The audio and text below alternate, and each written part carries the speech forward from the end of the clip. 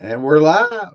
Welcome everybody to Shine Talking Shots Question and Answers Waterlogged edition. I guess a little story to tell. I guess I'll wait until we get a few people in here and let me share some of these links and we'll get this party started. Let me get my link shared with everybody. Hope everybody's having a good week. Happy hump day. All right. I got to try to share the link slowly so Facebook doesn't think I'm a bot spamming all the groups. So it'll take me a second.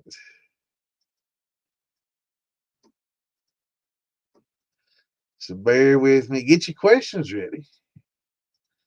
I hope everybody's spring, well, late winter, early spring mashes are coming a long way. I hear a lot of people getting out and getting started. Starting to warm up a little bit. A lot of people like doing this outside, so I do small mashes inside, but I do my larger ones outside. I don't have room to bring big drums in the house. I got to remind myself to go slowly when I post these links, or they'll cut me off the first few. So I'll just have to take my time in between each one. Come back and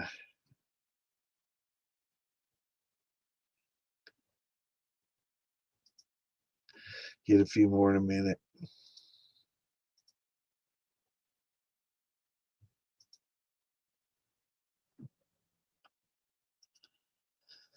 What's going on, Dramason? Curtis? What's going on, Wendell? Hey, Mark, what's up, brother? I guess the YouTubers get on here early because it goes directly live when I go live. A lot of the Facebooks, I have to post some links before they can see it and get on here. So it takes a little bit of time to get all this set up and done.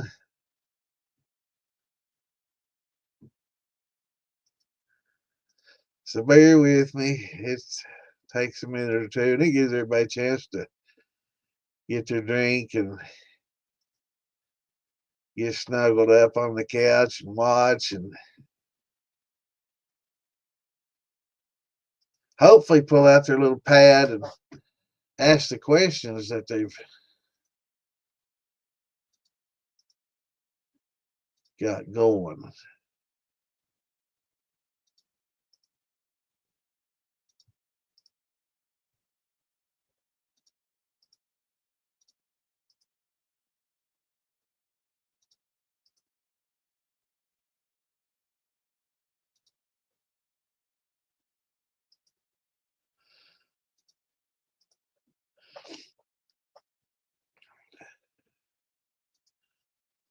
So it takes a minute. Trying to go slowly and come back, check the posts. What's going on, Clint? Omega lacto yeast. No, sir, I have not tried that. That sounds interesting. I wonder how they control the lacto development and the yeast development. Generally you try to hope for, the yeast to do their thing kind of early on in the fermentation, and then a little bit, towards the end, your lacto come in. That way you don't have, a lot of your lactose competing with sugars, competing with the yeast for the sugars, because they both consume the sugars to propagate and grow and survive. So I just wonder how they control the delayed, or if they do. I mean, I've seen some people, talk about doing the lacto first. They'll do the lacto first and introduce lactobacillus to their fermentation before they put the yeast in or anything. And let the lacto go a while, and then they'll put in some potassium metabisulfate, Camden tablets, and then try to kill off the lacto, and then add their yeast after that gas is off. So I don't know. I've heard a lot of different ways people do it. But it'd be interesting to see how they've combined the two, and how maybe they've limited the amount. Maybe they just got just a touch there to introduce the lacto, but in such a small amount that the yeast have time to really work well, before the lacto really multiplies enough or colonizes enough to start making an impact. That's a good possibility, especially with grains. It's with grains generally fermenting pretty quickly. I can see maybe having a small little lacto colony started out at the beginning, and just taking a little while to develop, and it'd be pretty interesting to read about that. I'll have to dig into that in just a moment. We will Google it, check it out, but I have not heard of it. Sounds interesting.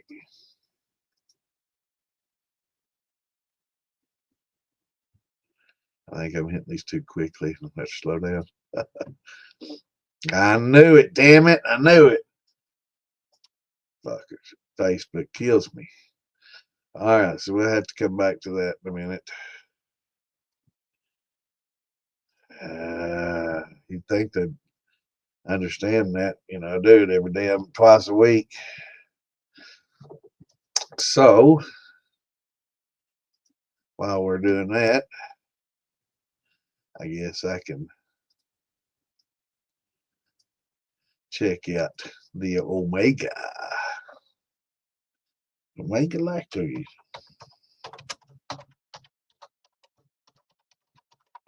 Let's check it out. Omega lactobacillus blend yeast. Northern Brewer, I guess a lot of people are carrying it. This must be something fairly new.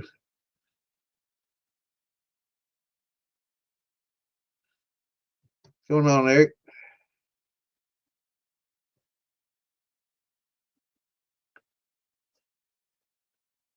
2 lactose strains. Gavecki, yeah. Right. Yeah, I was thinking, it'd have to be something that finishes and works off pretty quickly, and especially with the grain. I don't know if this would be I guess it'd be all right with the brandy too, but they generally take a little bit longer, and I don't know, the lacto may have a little longer to compete. But yeah, it's got brevis and plantarum. Interesting. The brevis I'm familiar with. Plantarum I've heard of, but I think a lot of what we get is lactobacillus brevis and acidophilus, and I know you can use yogurt, Greek yogurt, to introduce it as well. But this is pretty interesting. Let me see here. Omega, yeah, here's their website, their web page. Let me go to there and read what they got going on. And in fact, wait, hold the phone.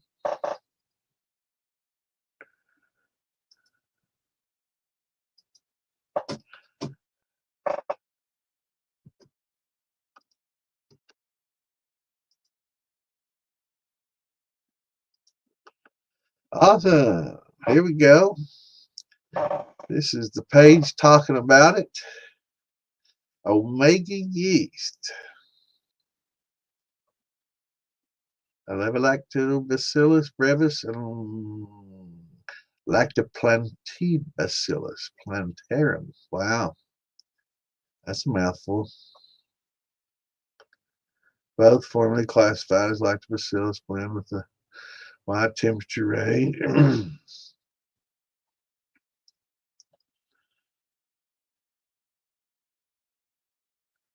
And I wonder about temperature too. How, we talked last week about how different temperatures can affect flavors. How higher temperatures tend to bring out fruity flavors, and lower temperatures. 30, 90. Okay, 95 is the max on this. Max 24 to 72 hours. Hop sensitive. So I guess they're using this maybe in some beers and stuff too. Maybe this is interesting.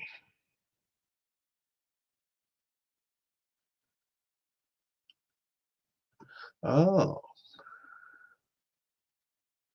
let's see here. Let me widen this page so I can see a little more of what they got going here. Damn. I can't even scroll. Wait, they need to work on their web page. Oh no, it's got an arrow. Doesn't it? Does it? No, no arrow. Oh, there it is. Damn, they can. Interesting. Pediococcus.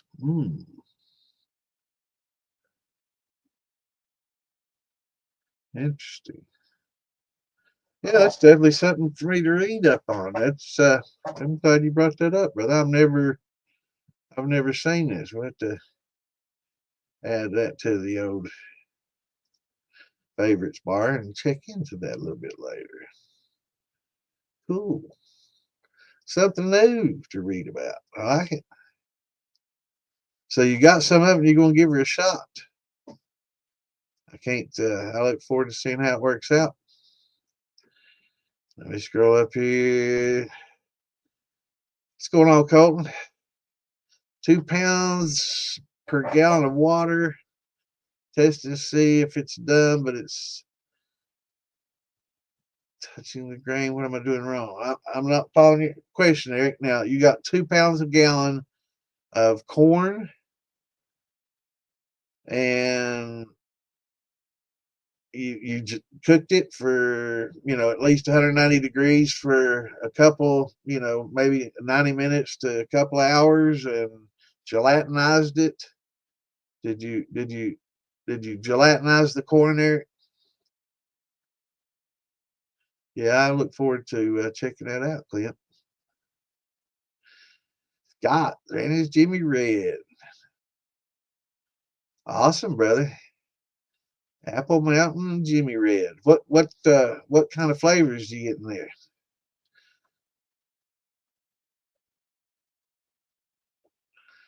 Lost a 50-gallon batch of yeast I had developed over the last 20 years when I was out of work for 2 years after getting the bypass. Well, I hate hearing that, brother.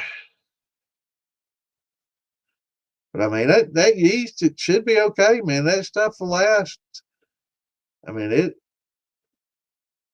it'll survive. I'm still sick. So, oh yeah. Let me explain the waterlogged edition. So last week I was sick, coughing up my lungs, got a scratchy throat bad, congested. I'm a little bit better for that. And then the rains came, and then storm after storm hit me. And so as of last Saturday, after I got off the podcast, I started smelling something electrical. It smelled like some, electric fire, really, for lack of a better way to describe it. I was like, what the hell is that? There's something. I thought maybe, I had a computer power supply going out, or, wall wart going bad, or some phone charger, fizzing out, or some shit like that. And so I started looking around and followed my nose and led me to the other side of the basement. And as soon as I hit the carpet, I heard it. And yeah, water was pouring in the basement, man. So Ann and I ran and got my wet and dry vac.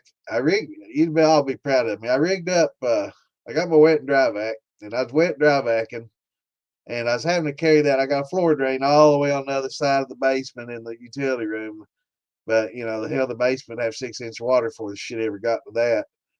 And so I was carrying the wet dry vac all the way in there to dump, and I'm like, man, it's taking forever. This water's coming in fast. So I went and got one of my mash barrels, and I got my pool pump, pond pump, whatever that I used, and I dumped it in my barrel. So I was just taking my wet dry vac, just dumping it into the barrel and letting it pump it up and out through a hose up the steps and out in the basement, way out in the yard where it wouldn't saturate the yard and just end up coming back in because the groundwater was just saturated. You know, it was water had nowhere else to go but in. And so I just kept doing the wet and dry. But Ann and I worked from midnight, and I went till 8 the next morning, ran to Home Depot, got another wet and dry vac so we could both be wet dry vacuuming because it was coming in, you know, different sides of the basement, both sides, and in the laundry room, utility room. But it's got a floor drain, so I just let it go in the floor drain in there, and then so I went back here around my desk, and she was went back at the other end of the basement until about 12 the next night. So we went 24 hours straight wet vacuum, and that was after being up for 12 hours. So we've been up like 36 hours straight, man, and I was living dead, man. I was literally worn out, and Ann was worn out. She took off a day of work so we could get it, and finally the water quit coming in, and I slept for like 10 hours, 12 hours at least. And man, I was so sore after that. I'm not used to that much. I think a lot of the time being sick and all the work and bending over and lifting up the big heavy, vac and all that is just, it was pretty, it was trying. But, you look at the videos and, you see other people, with their whole house, underwater. I can't imagine my top floor, and my living area. This basement's flooded before, so I make mental effort to try to keep everything out of the floor that I can. But it was like 12 years ago, I guess maybe, that it flooded before, so you kind of forget about shit. And there's a few boxes and had some artwork and stuff from my mom's house that I'd forgotten I put over there, and had a really nice little picture, got fucked up, and it's kind of pissed me off. It was a nice one. And but for the most part, I kept everything kind of up out of the floor, and a lot of, storage bins up on the storage bins and other things. So, hopefully we don't lose too much. But you look at other people, and there's just so much damage in western and central Kentucky right now. It's horrible, but we got everything backed up, and hopefully there's more rain coming. Hopefully it doesn't come back in, man. I've got to get all this carpet up down here, and I've got parquet wood floors over here around where the desk is, and so all this flooring's got to go out. And I guess I'm going to be having to tile everything in this basement. I bring a lot of junk down here too, it's kind of storage catch-all place, and so I've got to go through a bunch of shit and get a dumpster and get rid of all this carpet, parquet, and some of this junk, and clean this basement up. It's musty as hell. Smell on that carpet would look good, but we've had pets in here, and that wet, and using fans to try to blow around and dry it up. That smell, it doesn't smell real good down here right now either. So yeah, I got to get all this. It's been hell. It has been hell. All right, let's get back to the questions. I'm waiting on Eric, brother. Tell me what's going on with you. 2 pounds. Fill me in there. What's going on, Simon? Hope everything's doing well in Western Australia. I used to love when I had the discovery watching these opal miners in Australia. I enjoyed watching that show. I'd love to come dig. I've always enjoyed digging up. I used to dig up antiques when I was a kid. We'd over the side of the hill. My parents lived in an old house, and then they built a new one where my grandparents lived. And my grandparents' house was pretty old. It was built in the 1800s. So on the side of the house, I mean, back in the day, they didn't have a lot of garbage collection, so a lot of it got kind of, the hard stuff, the compost stuff got put in the compost pile, and it all got composted. But like a lot of bottles and stuff got thrown over the hill, and I used to go over there and collect, dig up antiques. Like I some, you know, it was a lot of fun.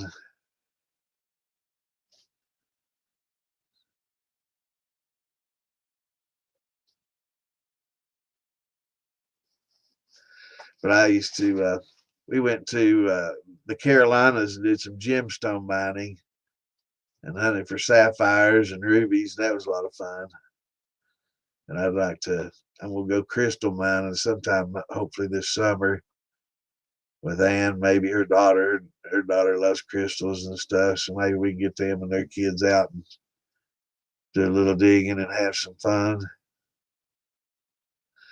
But yeah, digging up them jars, man. I was like, had my little brush out like an archaeologist, cleaning everything up. I got some nice old bottles from early 1900s, late 1800s. A lot of stuff in that era. A lot of um, embalming jars, or bottles, embalming bottles that the family used. We had a family funeral home, Call Brothers Funeral Home. So yeah, we're all right, Morgan. I appreciate it, brother. Just a little bit more work to do, getting all this flooring out, and then it's gonna be hell tiling. But once I get done, I'm gonna have to move shit around the tile. I have to do it sections at a time. Uh, so that'll be a lot of fun. But everything that goes back in is going to be permanent. And I'm getting rid of all the junk so I can have a nice little place down here and reclaim it, because it was real nice before the last time it flooded. And it seemed like the last time it flooded, I had to stack everything up and get it out of its place and move everything. And it never really fell back into place like it was before. So we're gonna get back to how where it was before.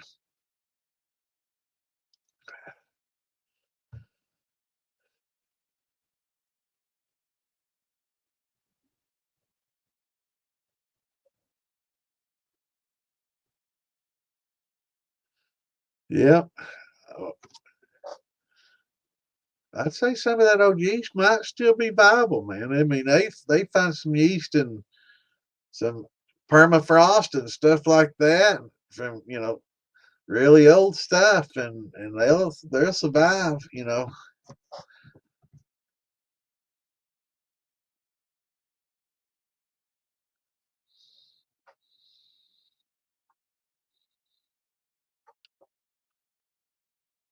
I hope you can get it to revive. If not, hopefully you can get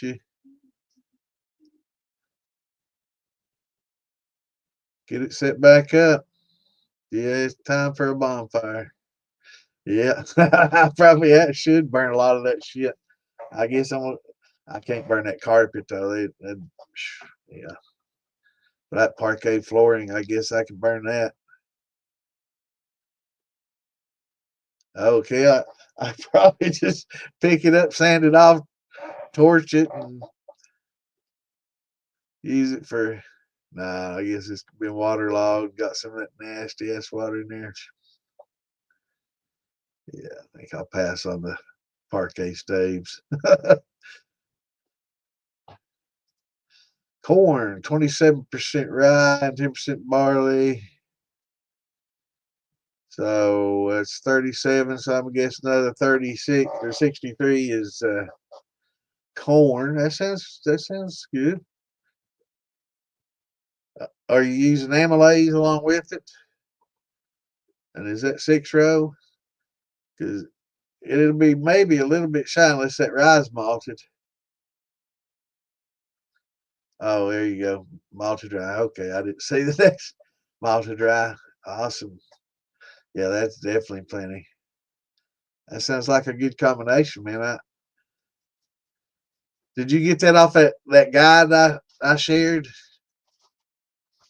I've got some good old Basil Hayden over there in a box. It's in a collector box.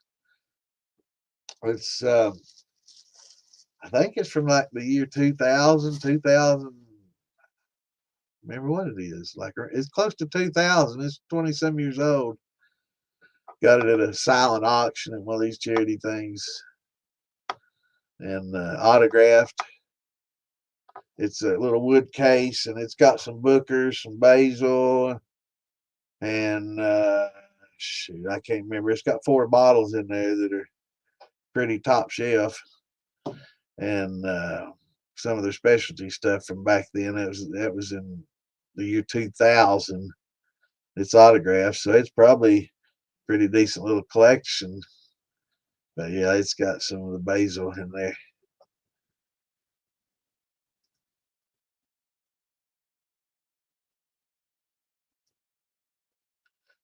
So, well, hopefully it'll just be slow and something will happen. I wouldn't give up hope. I think something might happen, man. Did you give it some? Would you feed it some sugar, some dextrose? Maybe giving it a little dextrose, it's make it real happy. It might do something. I hope it does, brother, because I know how it gets about the yeast. Yeah, April. Yeah, the Firm Solutions is the place I think Gordon's talking about. Firm Solutions, man, they could, yeah, if you could, they probably actually have the same yeast you're talking about, unless it's just some really exotic wild strain, because they've got thousands and thousands of yeast. But I don't know, it'd probably be pretty pricey to have them, genetically, you know, do some sequencing on it and figure out what it was.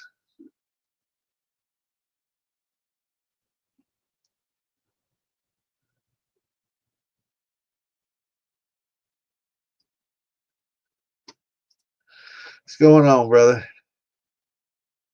All right, hurry back.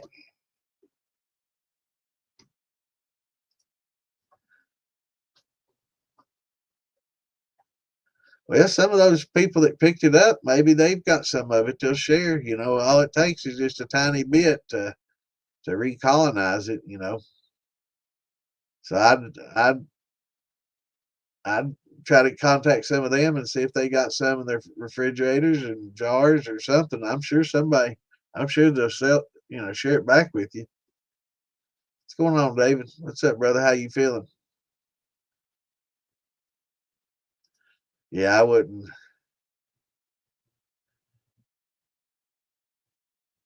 I'd try some dextrose. Those things love dextrose, man. It's so easy for them to eat. It's just a single molecule. And, maybe if they're weak, they could choke a molecule down or two. But that's definitely, oxygenate it. Keep stirring it up and get it really oxygenated, because they like that aerobic environment when they breed. So, keep it covered, in a dark place, warm, dark place, and shake that jar, keep shaking that jar, and keep it oxidized, because they really like oxygen. That's kind of why when you first do your mash, why you want to stir the hell out of it, because they like the heavy oxygen. And moss, man, they're going to get worse than ever now. But they like that heavy oxygenated mash, because that's kicks them into their breeding cycle.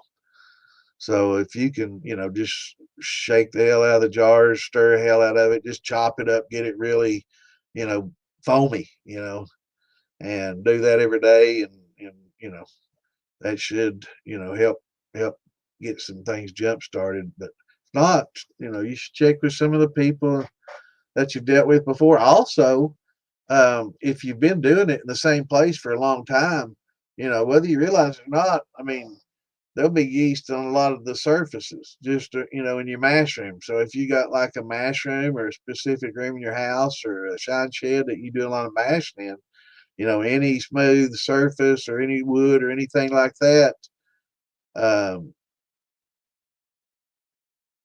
I was trying to read the question. Anything like that would, you just swab it up or wipe it up, and you just take a rag and just start cleaning, everywhere. I mean, you might get a little powder mold or something in there, but just start wiping a lot of slick surfaces in there, and porous surfaces, and throw that rag in there, and oxygenate, start feeding a little dextrose or something, and see what goes on, because that those yeast, they'll be in the air, like a lot of distilleries.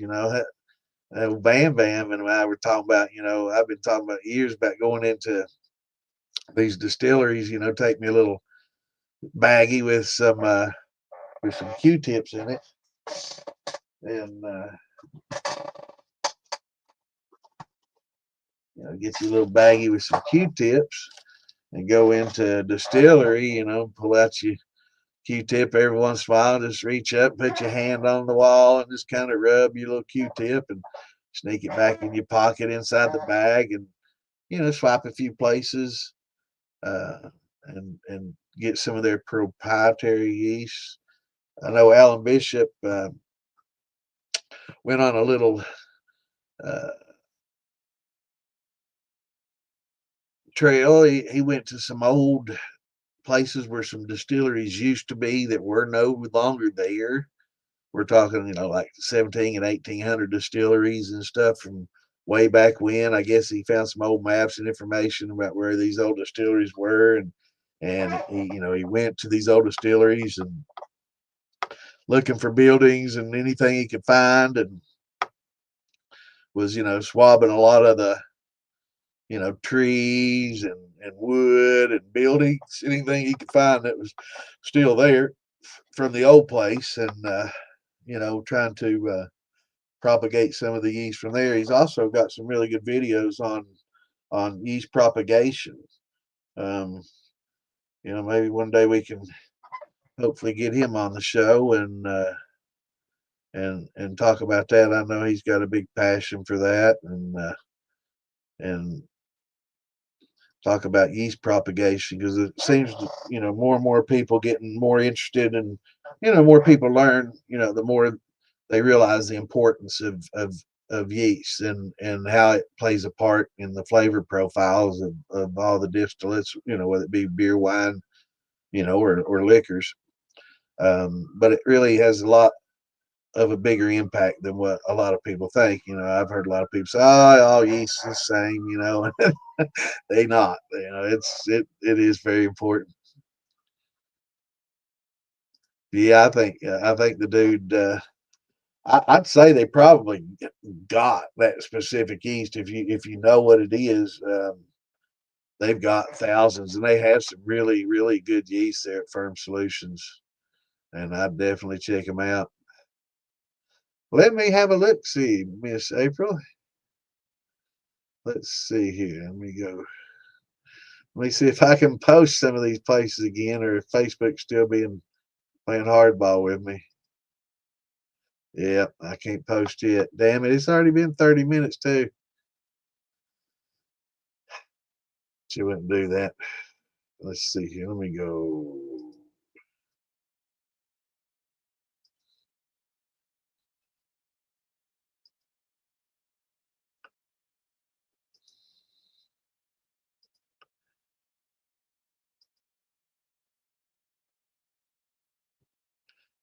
All right. Let's see what's on the old militia calendar for May. I love they set this up. Hopefully, yeah, I think Damon's updated it.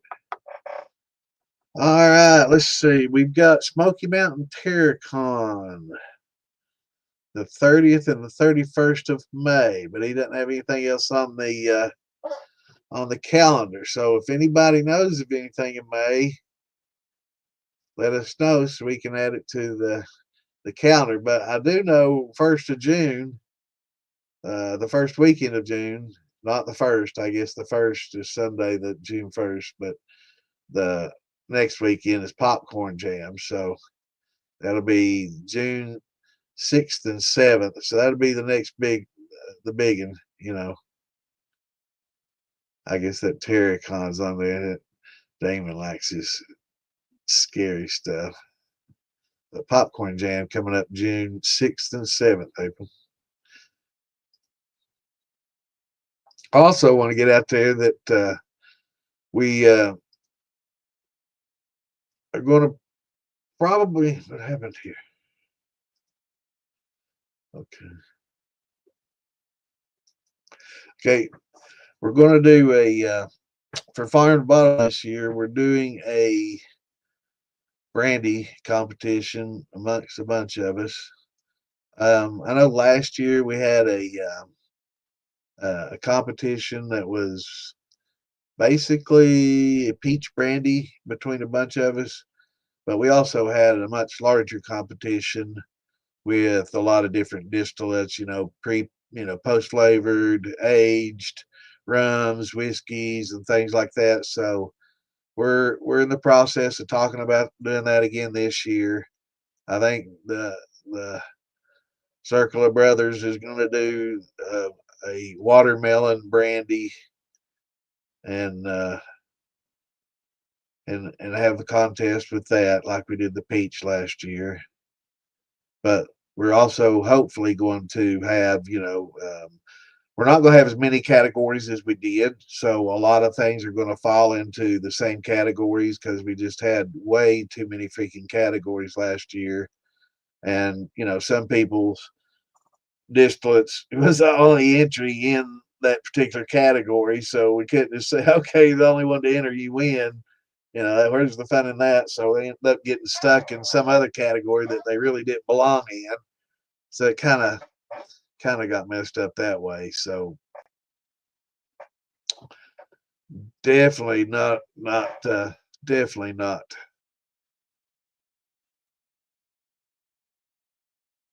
Yep.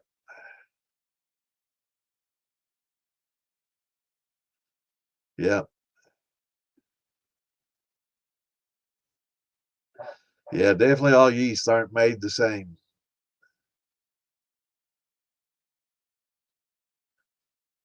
When using your tails for blending, what is the lowest proof you will keep to do that with? For example, is 20.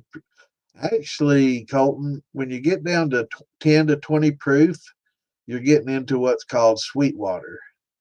And that's actually some of the better stuff too to blend with. So what it is it carries what's going on, Frank? It carries a little bit of flavor, but it doesn't have that that really wet dog kind of musty. Uh, really. Who else is live, bro?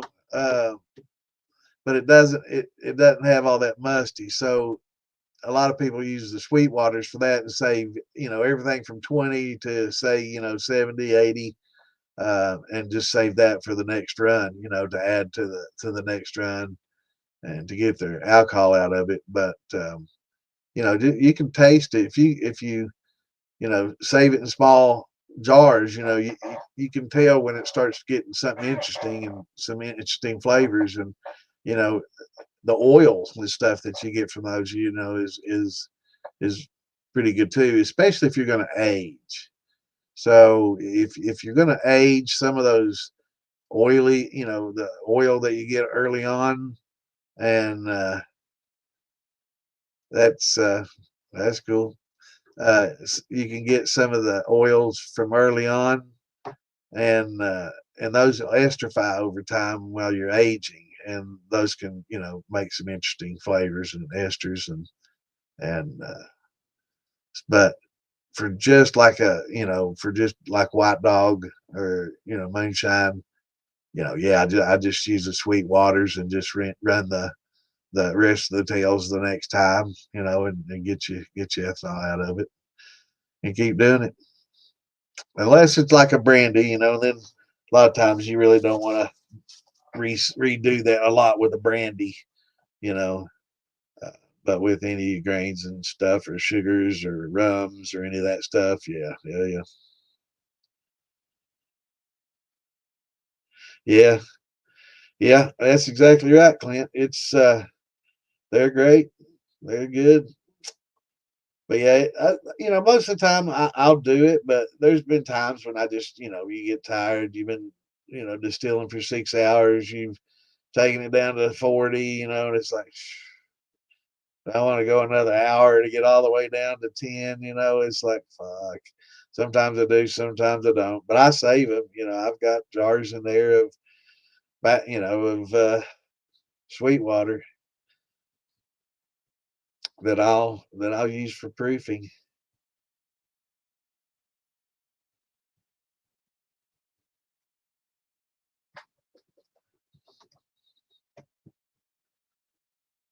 But yeah, they work really well.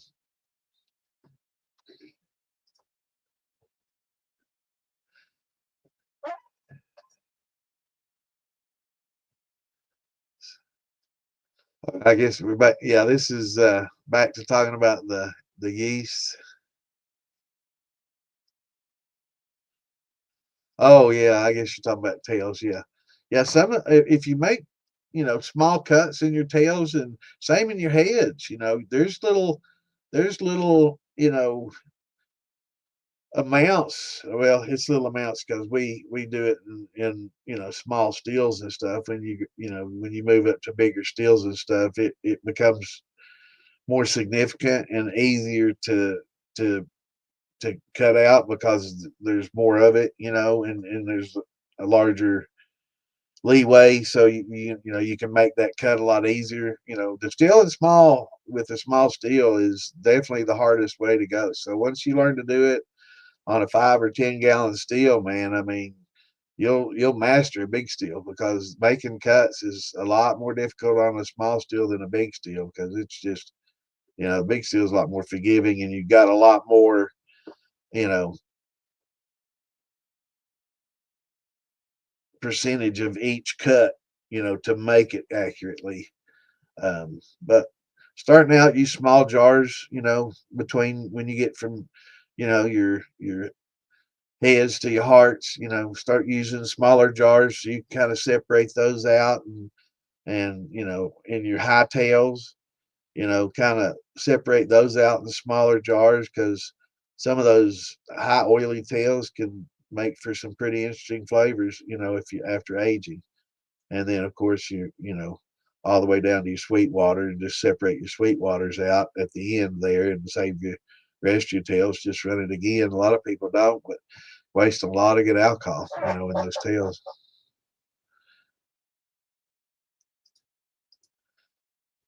Ever heard of a way back in the day using leftover mash to make what they called small beer for the whole family? Yeah, it's I guess it was basically I mean grappa, was basically made with pumice, the the people that worked in the vineyards and stuff, you know, they would get all the pumice and stems and everything and take it home and soak it and add a little sugar to it and make a wine with it, and then they distill, some of it and make a grappa, and I guess they make a kind of a sour beer, by getting the old mash and I guess letting it settle and yeah. They also did corn cobs, corn cob shine, and they did a lot of desperate times, different measures kind of things. They tried to use everything back in the day, man. It's they didn't couldn't waste. They didn't waste like we do. They tried to use everything. And I guess that's how sour mash was born. You know, people drinking that beer and it's like, well, damn, this is bad. Let's put some sugar in here and see if we can get her going again. And you know, they did, and it's like, well, damn, let's run this, see what it's like. And they ran it, and it's like, wow, this is actually pretty good, man. This is let's go with this. And they keep, you know, doing it, and you know, it's like, man, this is economical. You know, we don't have to keep adding all these grains and stuff. We can just add a little bit of sugar and keep it going. What's going on, Mikey? Yeah, you can't. You can't. With your, I wish it was that easy, Clint. Be awful nice, wouldn't it? But yeah, it everything's different. Like, you know, brandies will have at different times and at different amounts, and it also just based a lot on the yeast. You know, yeast will create a lot of these congeners and interesting flavors and oils and organic acids and stuff in there that create a lot of these flavors. So uh, yeah, it's you can't just go by proof. That's for sure. Yeah, you got to taste it and make small cuts, especially with these smaller steels like what we use. Know anything about the moonshiners using caves down there back in the old days? Absolutely. Yep. Yeah, they definitely use the caves. Anything to hide from the revenuers and get out of the the site. But it's also caves ended up being a tourist area too. So I'm not talking about like this mammoth caves, but back in the day, people hear, oh, I hear there's a nice cave over there on Ash Camp, and that's outside of Elkhorn City. There's a little cave there, and everybody, oh, really? Next thing you know, people are wanting to go check it out. So, it's probably one of the worst places to do it, to be honest. Um, but a lot of times, moonshiners would use what's called a rock house. And if you're familiar with Indian culture and stuff, a rock house is basically, you got like a cliff, and then and it's not like a cave, it's just a cut out of a cliff. So it kind of cliff comes down and it goes in, 10, 20, sometimes more feet, and forms what's called a rock house.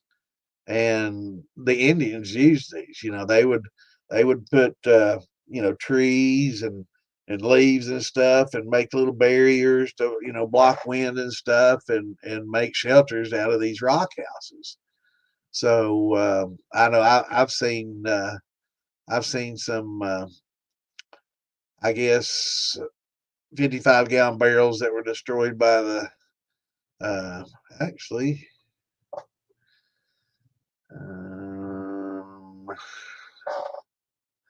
I can show you a picture one maybe. Let's see here. I've got a picture of one that's in a rock house. It's a pretty good old pic too. It's from here in Kentucky. Let's see if I can find that. Might take me a second.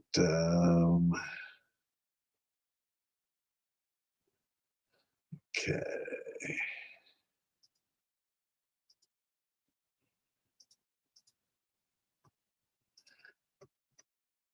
Let's see. Give me a second.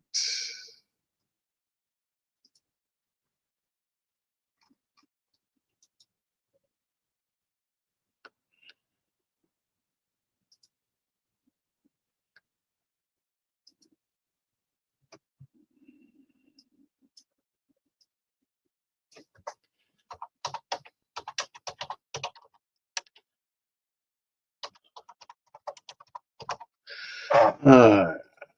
I think I can.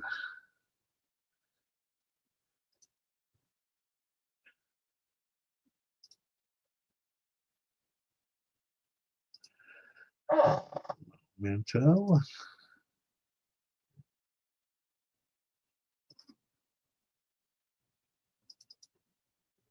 There we go.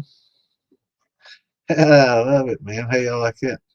So what we have here is an old rock house. And you can see here, it's an old cliff and it goes way up over here. And this is all dry, bone dry underneath here. And so this is an old flake stand, and here's an old corn crib. You can see where they stuck the axe and destroyed these. But this was the problem back in the day. This is a good example of it. This was, a lot of times they were using these oil drums for steels, and this is carbon, and it's got rust and metal ions coming off into your shine. Here's their old little pots that they were, you grind, and you can see where they had their little oven here where they set their steel, and a lot of times, this was mash barrels. And yeah, this was you see some barrel rings up here where they were using wooden barrels and stuff. And this was yeah, an old steel site. But yeah, that's pretty cool pick there, man. But yeah, they used a lot of rock houses, but they would also take trees and lean them up against here and all the way around. They'd lean trees against it and leaves and with a lot of leaves piled up and stuff, and just kind of you know camouflage. But this is a really big rock house. A lot of them aren't quite that freaking tall, man. This is pretty massive. But yeah, they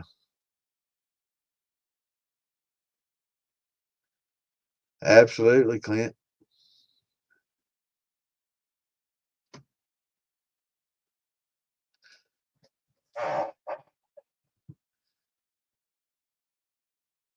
Yes, sir.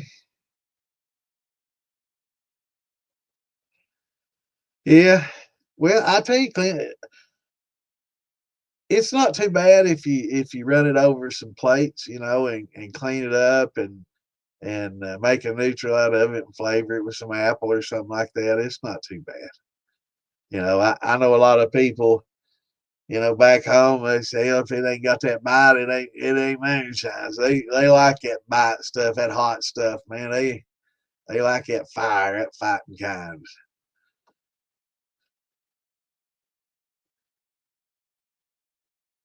But yeah, I'll drink a little bit of sugar shine every once in a while.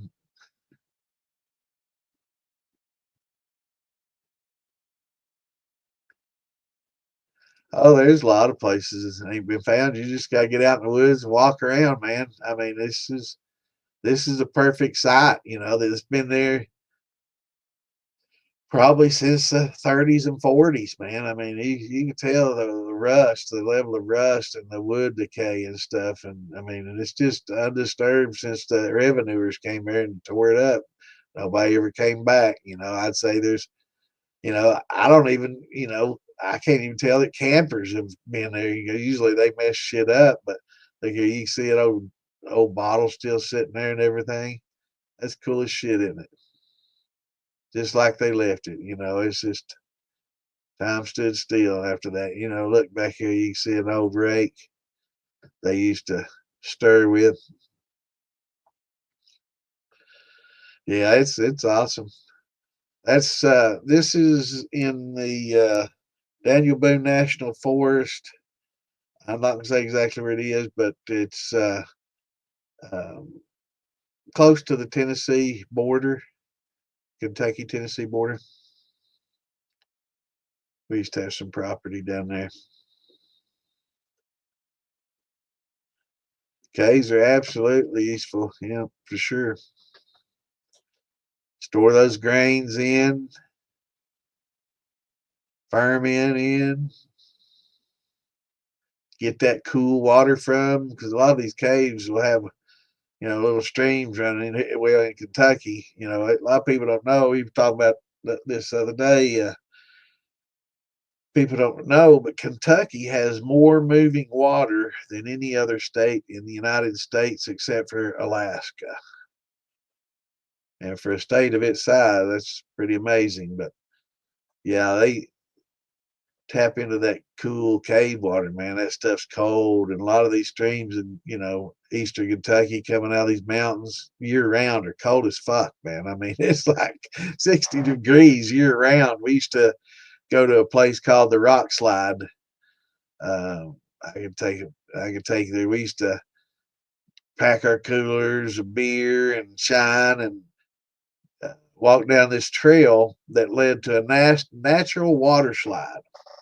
And we found it the hard way. One of our buddies, we were drunk walking along the trail, and it was a trail that goes to the river. And that's the way we used to go to the river to fish and canoe and other stuff. But we used to just pack a bunch of coolers, go in there and camp, fish, and go down to the river. It's pretty wild. Lavisa Fork, it comes out of the Breaks Interstate Park, if you want to Google that. But it's called Center Creek Trail. I think it's actually a marked trail now. But along Center Creek Trail, it was rainy and wet, and the creek was up, and one of my buddies slid off a damn hill into the water, and it was washed him down, and we were like, hell, we were trying to run alongside and make sure he's all right.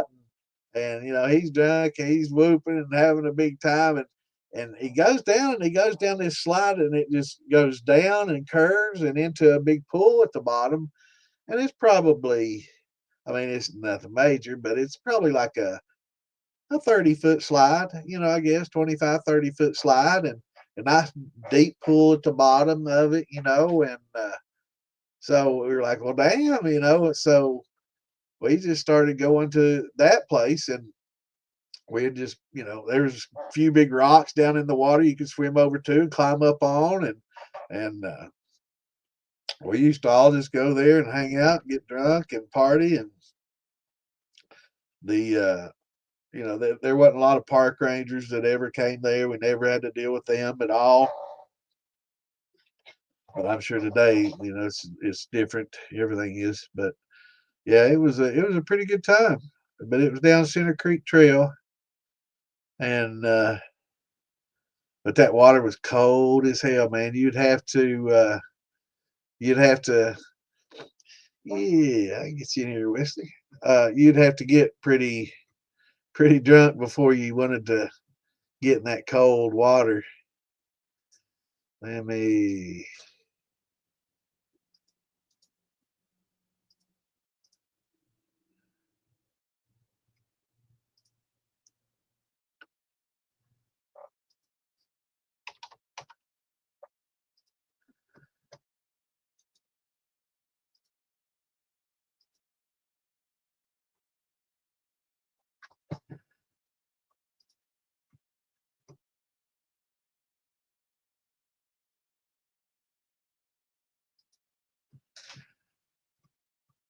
So anyway, it was awesome.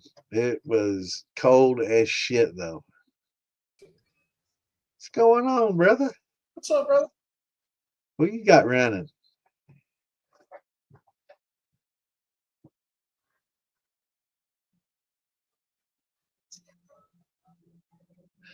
What you got there in your hand? Is that a? That's my keyboard. Oh, cool. I thought you had a controller. I thought, man, you playing Call of Duty? You playing the Verdansk map? Oh. Uncle used to make moonshine in the Cheetah Mountains of western Arkansas. There's Ozarks back. There. Sorry, I was back feeding because I had too many windows open. Cool. No, I ain't running nothing tonight. I finished up my still. Well, mostly. Awesome. See it sitting in the background? Yeah. Do what now? I said my still's sitting in the background, mostly done. Oh man, that's looking good, bro. How big a port is that on there? It's an 8. Now, is that just like a regular ferrule, or is this a manhole type cover thing, or? No, it's a pearl. I got a sight glass for it coming, but we'll see when that gets here. Are those pretty costly? It wasn't cheap. Yeah, I like those. They look awful damn nice. Yeah, it wasn't too Wildcat bad. whiskey. So, Johnny, you talking about the corn cob whiskey or what? Or the Wildcat? With the, I've definitely heard of the corn cob wine and whiskey. Yeah, we used to have root cellars and caves and what they call them. There used to be little houses that they built next to the creeks, and they keep stuff cold in them. I can't remember what they call them. In the Boston Mountains of northwest Arkansas, called Moonshiner's Cave. Cool. Yeah, caves were a pretty good spot, I guess, to hide. But once people found out about them, it's a lot of people like going to the caves. That's the problem. There's not a lot of unknown caves anymore. No, even on private property, man, they don't care. They'll come right on there and go. And right. oh yeah, yeah, yeah, yeah. They used to do compost piles. Yeah, just put your compost piles. What's going on, John? Yeah, put your compost piles up around your mash barrel. Hey, I'll be back here in a minute, Santa. All right, brother.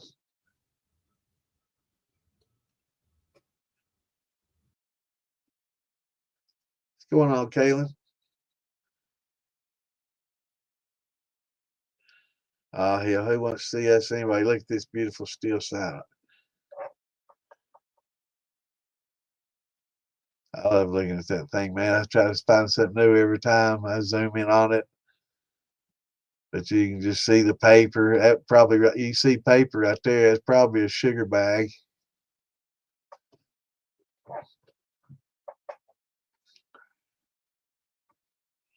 Let's see. Is that better? No, that's not better. That's better.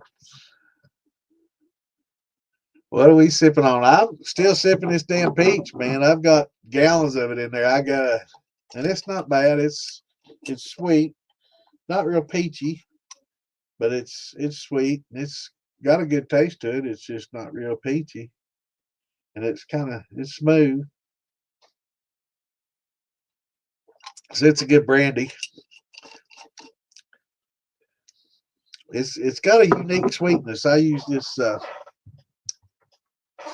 Olive Nation um, peach flavor extract, and I don't know. I might have used too much of it, but I didn't really get a lot of peach out of it to come through. But it did give it a unique sweetness that I like. It's kind of a vanilla sweet but it didn't carry through a lot of peach. And to smell it, it doesn't even smell really like peach to me. It smells like candy, kind of like a cotton candy. No, it's a unique smell, but I didn't get a lot of peach out of it, and I wasn't happy. And it's for last year's competition, and I didn't. I did it like the week before the competition, so I couldn't, go back with a Monin or Tarani or any of those that I have done in the past. I should have just gone with what I knew, but I heard so many good things about this. I tried it, and it's definitely a unique smell and a unique sweetness. It's good. I really like it, but I think adding a little Monin or something with it or Tarani peach concentrate would kind of help it because this has a good sweetness to it though. I like it's a candy. It's really sweet and good, but it definitely needs some peach to help. So we all drinking on. Yeah, under the porch. Yeah, we had root cellars, what they called, a lot of basements were actually just root cellars. But they had next to creeks, they had spring houses That's what they're called. Next to springs and stuff, they'd have a little build up rocks around the spring house, and those spring houses would keep things uh, pretty cool. I didn't name it anything special. It's got a unique flavor to it though, Kaylin. It's kind of vanilla, candied sweetness. It's definitely unique. I might try running it again with some Monin or something and try to get a little bit more peach, and it'd be pretty daggone good if it had a little bit more peach to carry forward. But um, we'll just have to see how that works out. What's going on, Andrew?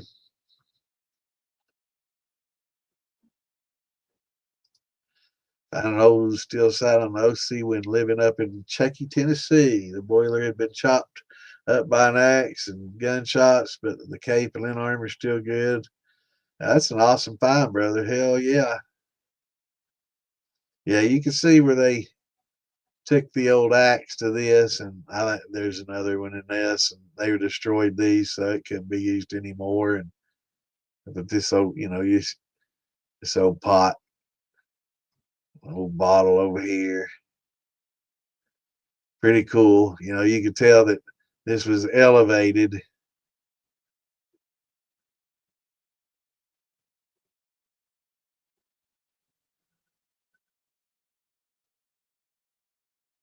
Pretty interesting. But I'd say a lot of shine was made that little site over the years.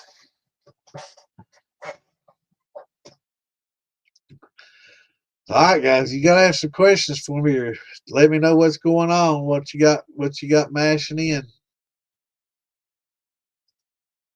I'm gonna try to hit some of these links again if it'll let me.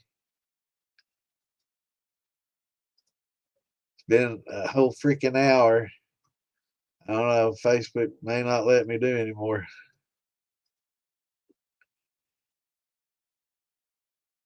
Yeah, I guess hours. I thought it's 30 minutes, but I guess hours. So I'm gonna post a few more links. I guess people can watch it at their leisure later on.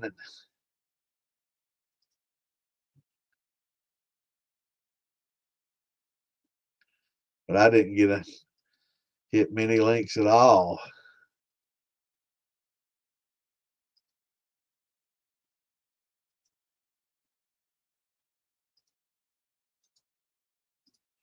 So let me hit these.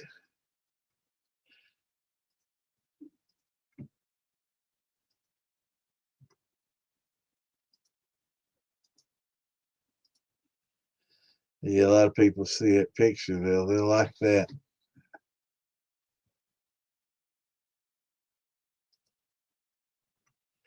I like all these old pictures. A lot of people will post them in a lot of the groups and stuff. I love looking at these old moonshine pictures and old black and white pictures. I've got some family pics and stuff from way back in the day.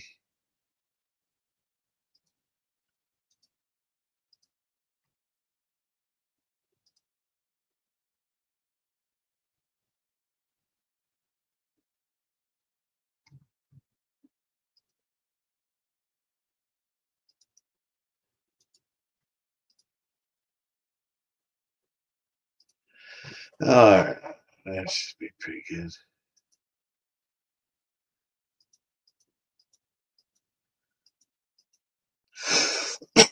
Still sick.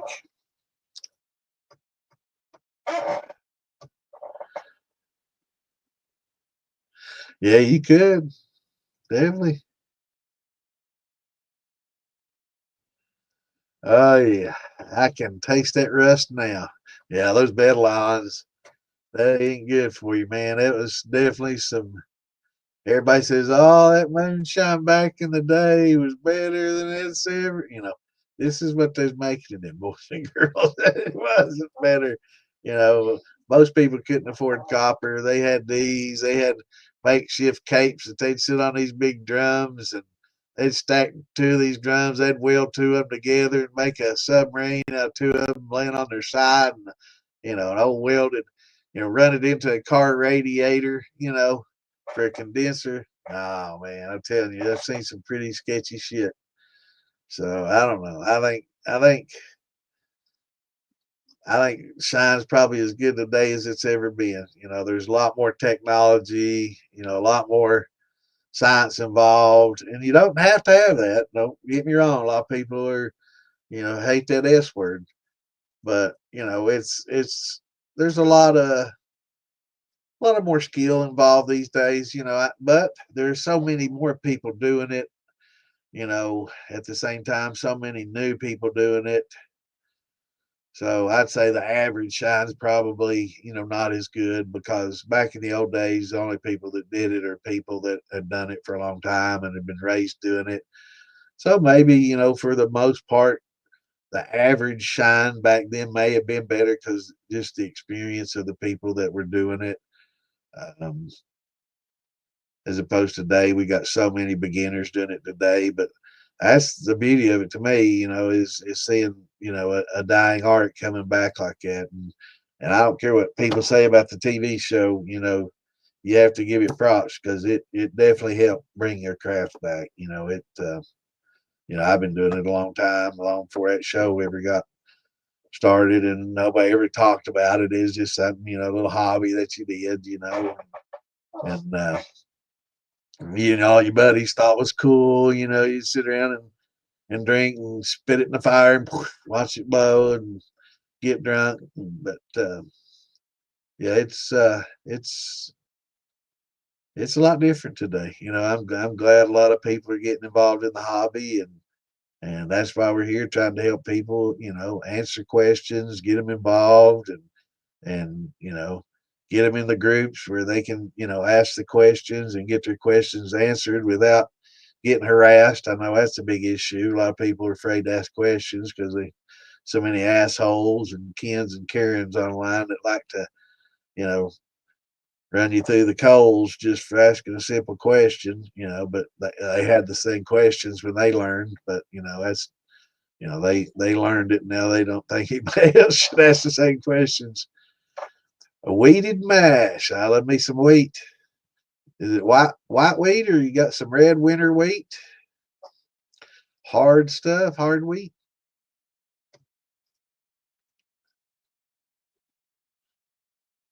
Mashed in Wednesday, corn and two-row, red wheat, cool. 1020 won't be long, man. Yeah, I like wheat. I like throwing oats in it too. I don't not necessarily do a high percentage of oats, but I like throwing a few handfuls in there, to kind of help soften things up a little bit. But yeah, I love using wheat and barley and corn. I do a little bit of rye. I'm not a big rye fan. I'm not opposed to rye. I like it.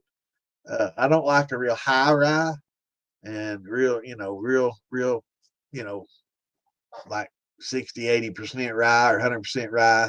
I know that's too much for me. But some of the smaller percentage rye is not bad. But most of mine is corn, wheat, barley, and oats.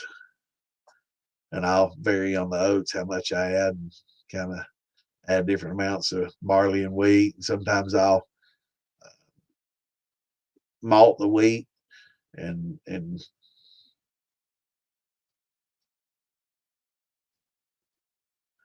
yeah, I know it's still cold. We had some warm spells here. I thought I was going to be able to do something, but it's back into the mid 30s, here too. So I took plants out and everything. I thought, man, this is awesome. We're gonna get ready to get mashed in and do some shit. I don't even remember my phone. Hey, babe. Yes. You see my phone anywhere? Could you call it and track it? I don't think I dropped it here. But yeah, I like malting the wheat. I just buy my barley malted, but I get my wheat cheap as hell, and I get that winter red wheat, and got a farmer that does it every year, and I go buy it cheap as shit from him, and I'll store it, and And in the spring, I'll malt me some as I need it. It's easy to malt. I've got some old plastic, kind of a, I guess, a plastic screening that I used to put up some screened in my mom's balcony when she was alive and living at a retirement place, and she wanted me to screen in her balcony so her cat wouldn't jump and she didn't want bugs, so she could leave her door open. So I screened it in for her, and so I have a lot of that screening material left over. So I use that and some sheets, to just regular bed sheets and that screen, just keep it moist. Just hose it down, keep those sheets covered outside, and then when it's done, you kind of sieve it in that to screen and lift it up and let it dry through that screen, and then let it dry out real good and grind her up. 50 pounds of Jimmy Red, malted dry, malted barley. Sounds awesome. 50, 65, 75. And you added that to probably what? 25 gallon of water, I'm guessing.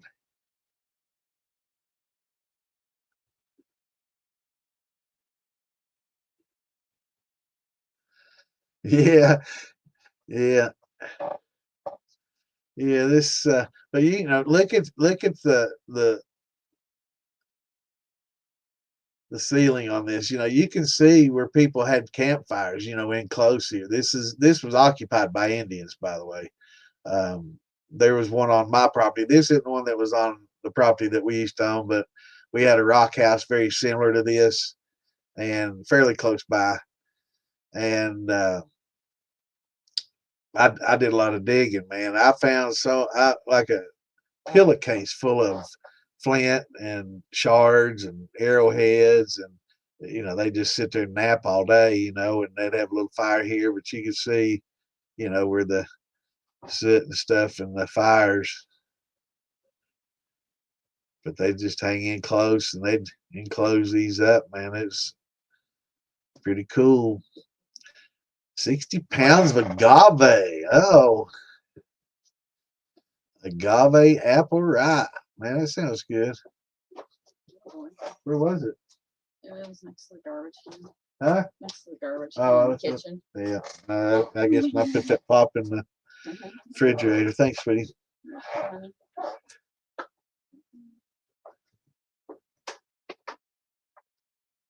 Yeah, you can hear my parquet floors, man. It's just all buckled up. Yeah. It'll be out of here.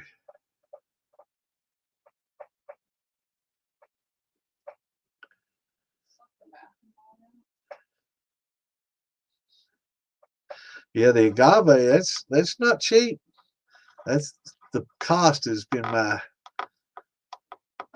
inhibited back getting that blue agave, man. That stuff's not a cheap, but it is very good. Are you using that blue yeast with it? An apple pear strawberry. Interesting. So maybe making an apple brandy. That's an interesting combo. I mean,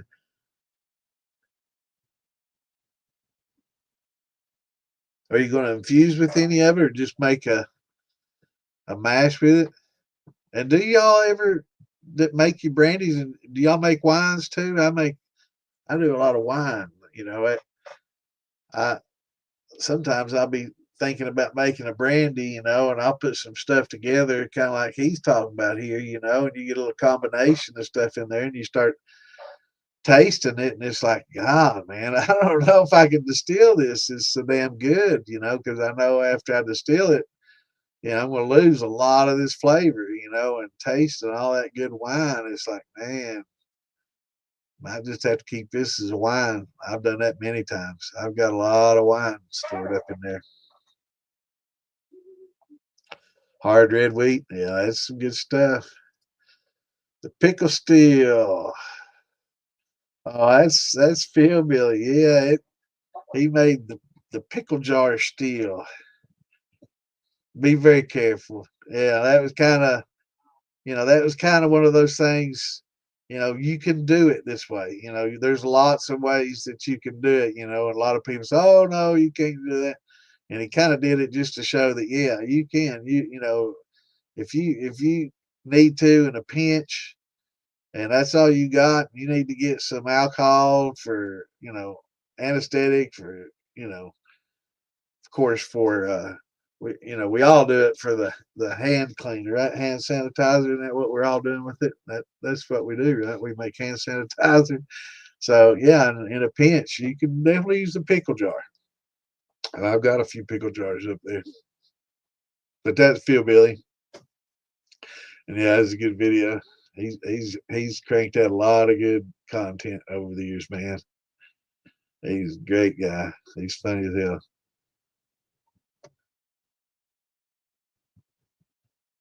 Yeah, wheat notes. It does get a little sticky and messy. But it's good and sweet and smooth.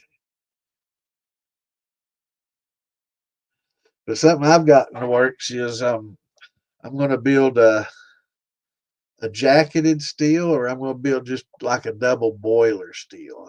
I think I'm going to get one of those like 55-gallon drums and use that as my outer jacket, and then build a steel that I can sit down inside of that and use like a double, a separate pot to boil either some cooking oil or some ethylene glycol or something like that, just to circulate, in the jacket or the double boiler. Works a little better than water. Water gets all boiling at 200 degrees hot. It steams off. But if you get like ethylene glycol or an oil, cooking oil or something like that, it doesn't even phase it at 200 degrees. So, I'm thinking about, getting up. I love the looks of that North Georgia, that new one that they've got out, the jacketed one, and that's really nice. And I don't know, maybe I can fool with the copper and just try to make my own little homemade version of that. We'll see. But the plan is to make one I can sit inside a 55-gallon drum that I can, kind of use that as the double boiler. But that,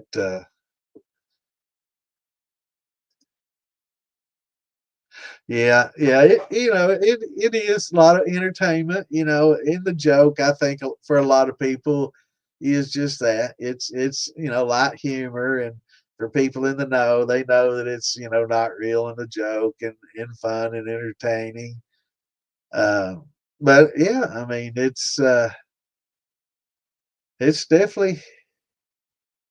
definitely caught on and got a lot of people interested in it. Now they're talking about, I think Supreme Court in Texas is talking about maybe making it nationally legal. We'll see. That there is a case pending. I guess it's still pending. But yeah, it. I hope, I know some states it's legal. It's still federally illegal. It's kind of like marijuana. It's legal in some states, but federally illegal. And the same with distilling. In some states, you can distill so much now. So people are coming around. It's not all about the tax dollars anymore. They realize that, hell, somebody making us 20-gallon steel, making 2 or 3 gallons of liquor, that's what, $15-$20 of tax. That's nothing. Hell, we've seen what they waste, so we don't even go there.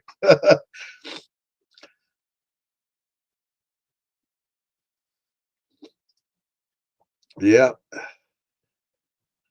Yeah, the first round gets a little sketchy for sure, and there's a lot of, worries. Oh my God, because you're dealing with something flammable and all that. But once you get into it and learn the safeguards and make things safer, and hopefully learn before you don't learn by mistakes, learn from others, and try to not make the mistakes they made, because sometimes there's been a lot of houses burned down, and garages and shacks and sheds, and it depends on the mold. Mold's kind of funny. Mold's generally not a real bad thing, unless I didn't want to do that. Mold's not a bad thing unless you're allergic to it. It's um, most molds. There's certain molds that are toxic. The black molds, have pathogens. So, it really depends on the mold. I mean, some are, much worse than others. So, but for the most part, if you're allergic to it, you get around it and you start sneezing a lot, and if it's like producing a lot of what do you call them, the getting old, man, I can't think of my words. Um, if it's like a same thing with mushrooms, spores, if it's kicking out a lot of spores and stuff, it'd probably be a good idea to dump it. I did a and I do a lot of canning with jams and jellies and stuff. We had a bunch of old jams and jellies in there, quite a few jars of it. Actually, we got a little too ambitious a few years ago when we had it. We went out berry picking. We picked a shitload of berries. We came back. We made freaking gallons of fucking jelly and jams, and we jarred it all up. And after a few years, it's so I decided I was just mashed all in. So I got it all dumped it in, put some hot water on it, and stirred it all in good, got it oxygenated, and we were going out of town that weekend. So I figured when I get back, it'd be nice and, working off good. And I had plenty of headspace, so I wasn't worried about anything. And I had quite a bit, and when I got home, man, it had freaking it was definitely mold, and it was not looking good. It was some green. It had some colors. Uh, it was sporing. I was sneezing just being around it. It was freaking, yeah. It had some colors. There was some green and some reds in it. And it's you probably get some penicillins in there and some other things, and for the most part, unless it's a toxic mold, I'm sure dunder pits get, just as bad, and technically you're distilling it off, but when it starts, kicking out the spores and stuff, and this was inside, um, yeah, it had to go. It wasn't it I don't think it was gonna work out very well anyway with all the, pectin inside the jams and jellies, the thickening agents. Yeah, you should mash shouldn't get molded if treated right. If you can eat things clean, and airlocks aren't a must, like must, pun intended. Um, for like your grains and stuff, you don't have to have an airlock for grains. Generally, those things are working off in 2, 3, 4, 5 days in the right conditions. They'll work off pretty quickly. So you really don't run the risks of a lot of molds able to really get a strong foothold, because basically the alcohol content builds up so quickly that it keeps a lot of it killed off. And if you kind of push that cap down in there and keep it soaked with alcohol gently, you don't want to stir it up, but gently press that cap back down in there and keep it moist with that alcohol. That alcohol will help keep that mold, killed off. And if you keep it covered well, you eliminate a lot of oxygen going in there. You let that CO2 build up. You don't have to put it under an airlock, but for like your brandies, that's something that's going to take a little bit longer, to ferment. So then you will run the risk of maybe having some molds and bacteria buildups, and Some of the bacteria I think are more troublesome than just the molds. Generally, molds are only bad if you're allergic to them, unless it's like a black mold or you know something like that. But um, keep the oxygen down. I mean, you can like screw the lid on loosely, and that way CO2 builds up and it forces itself out the cracks. Builds up a little pressure and forces itself out the cracks, and that serves the same purpose. It keeps the fruit flies from getting in there and infecting it with acetobacters that they carry, and it allows you to build up CO2 and reduce the amount of oxygen in the environment in there that your caps coming in contact with. So um, you don't have to worry about it as much. But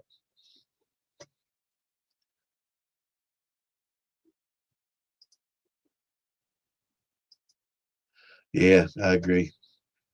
I don't know. I've never really ran any moldy stuff, but when I saw that jam and jelly, I was like, today's not the day. I'm not running that shit, man. It was, if you could have just seen it, I mean, it was almost like a freaking moss. It was green and had hairs and shit, man. Yeah, no. And it had some reds and some colors in it.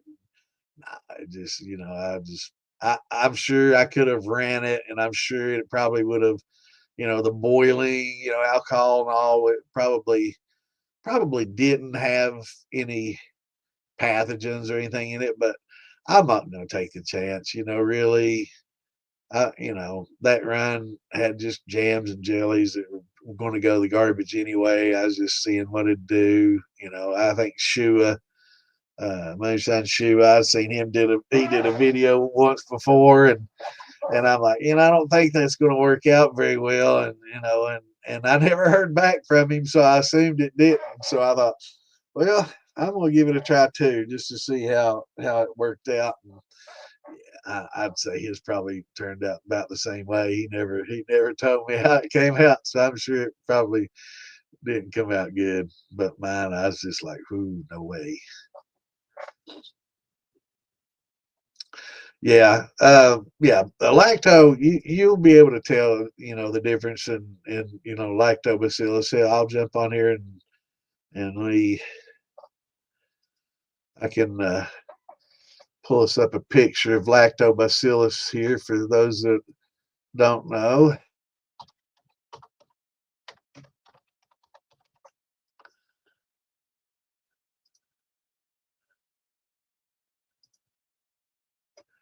I love this feature on this, being able to share my screen.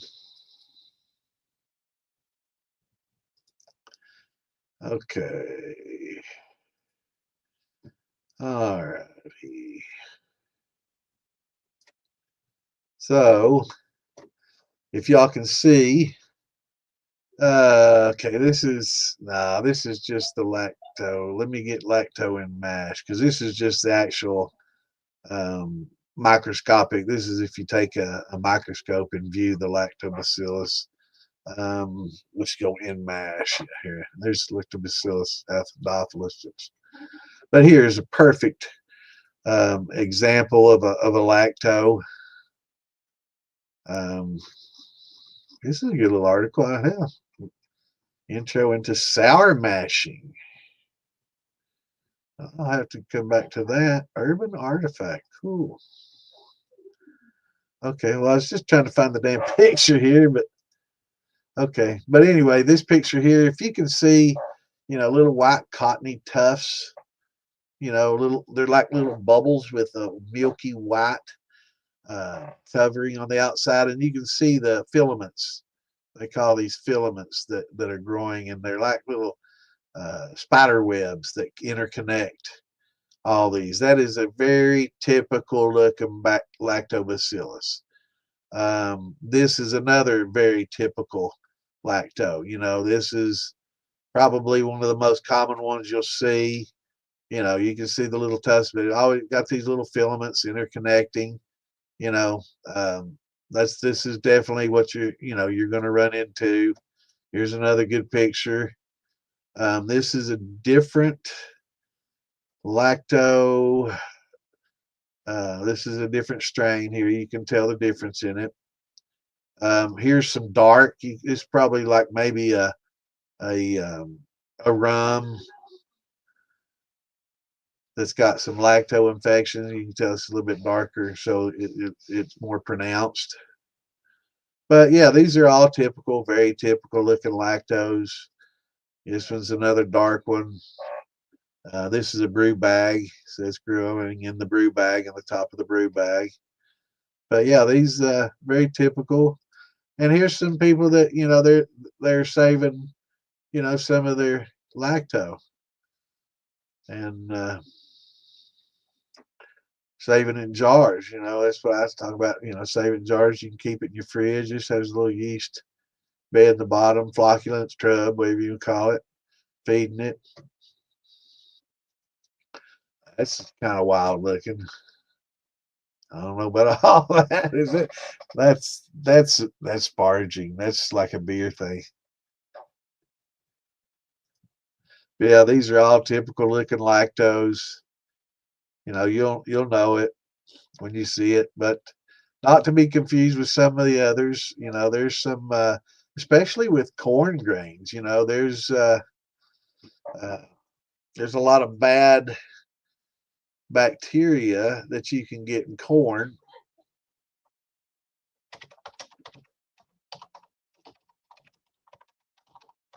that become very hazardous. Now this is just kind of smut. Let's see in mash. That's not the bad stuff. What's that called? And they call this a pellicle. They call this a pellicle. I'll have to do some research and I'll pull up some pictures of some bad corn. You really got to be really conscious about your corns and some of your grains. I'm trying to think of the name of it.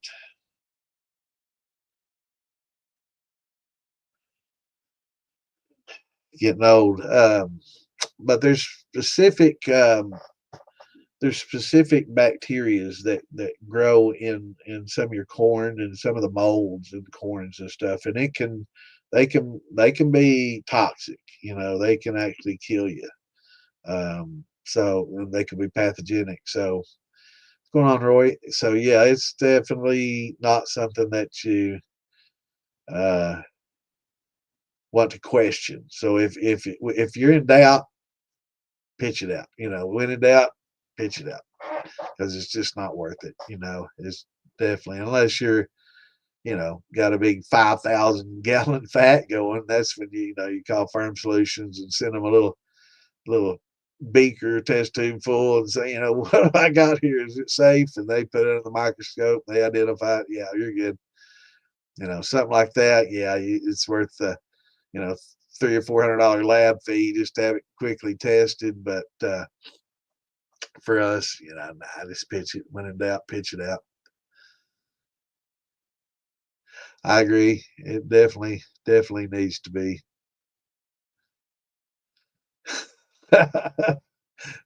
Yeah, that's true. If they take the risk out of it, man, it won't be so much fun, will it?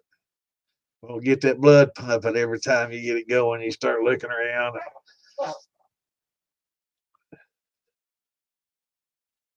I know, man. It's killing me, man. All these words used to just flow, and I had all the answers. I can't remember what that bacteria is called. I've said it a million times, but I mean, funnel. The other day, it took me like 20 minutes to come up with a fucking funnel. I couldn't think of, that triangular thing that couldn't think of it, man. I'm just getting old. It sucks. Yeah, it took me like 20 minutes to come up with funnel. The joys of getting old.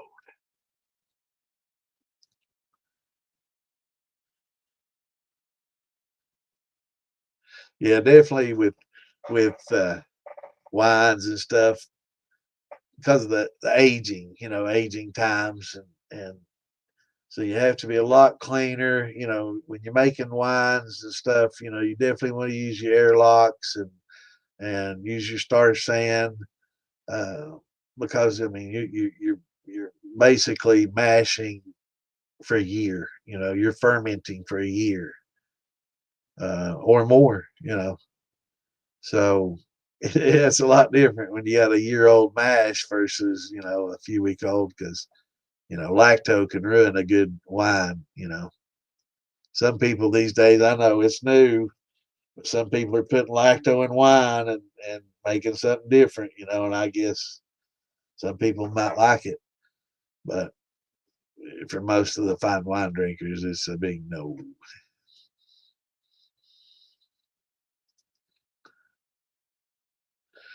Yeah, yeah, I agree. Yeah, that's right, Curtis. You don't. What's going on, Wayne? What's up, brother? Yeah, you definitely don't want to. You want it aerobic right at the very beginning. When you want your mash to or your yeast to multiply. But after that, you want to keep it anaerobic and keep all the oxygen out and let that CO2 build up and keep everything killed off and killed back. What's been going on, brother? What do you got in the works down there? I see Mikey Frayne got him a nice shocker. Is that what it is? The shocker deflegmator? Yeah, I saw him posted some pics of it. Looks good. For those that don't know, that's Wayne at Ozark. He does some of the finest work you'll ever see, man. He's a folk artist. Functional artwork, so I call it. But he makes steels and caps and heads and deflegmators and condensers and steels, everything. And does a fine job. Really top notch. I appreciate it, brother. Yeah, we got wet. We got the basement wet, but a lot of people got it a lot worse than we did, for sure.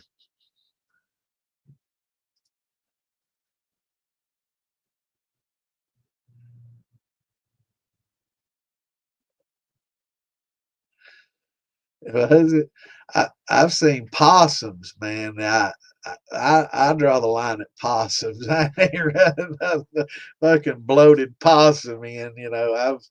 I've had that happen.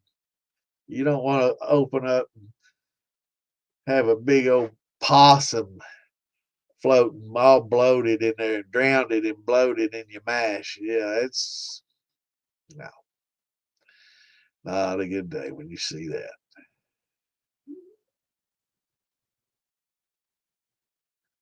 Yeah, yeah, yeah.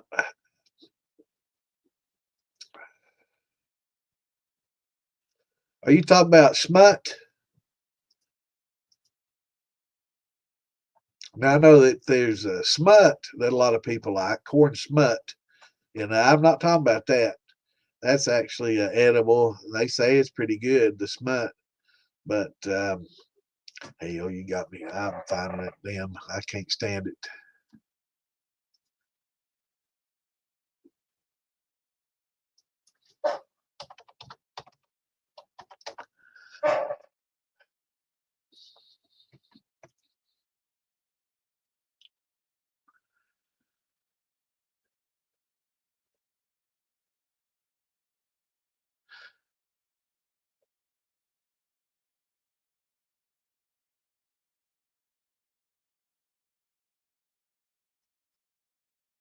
Just a second, I'll find it. Damn it, Google ain't helping me here.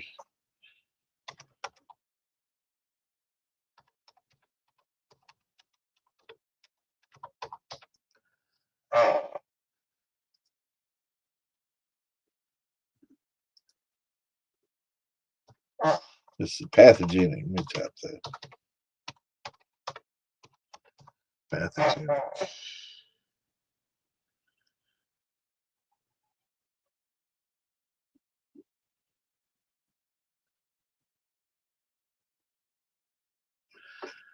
Yeah.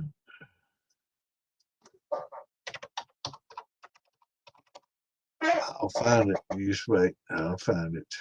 It drives me crazy. I have to find it. I won't be able to sleep.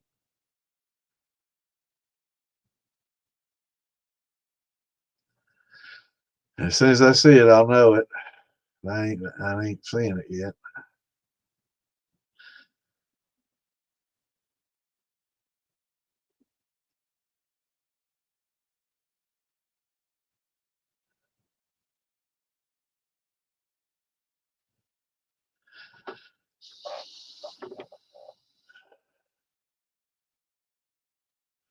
Well, here's one of them. It's that's not the one I was thinking of though.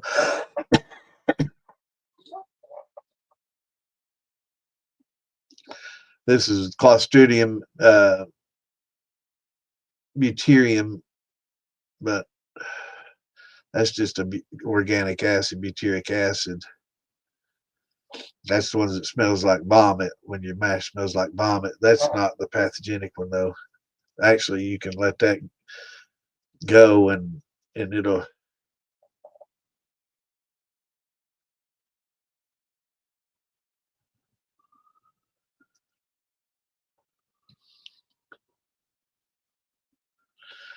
Well, I'll find it. I'll have it by Saturday. I'll have to spend some time. I don't know if he's come back or not.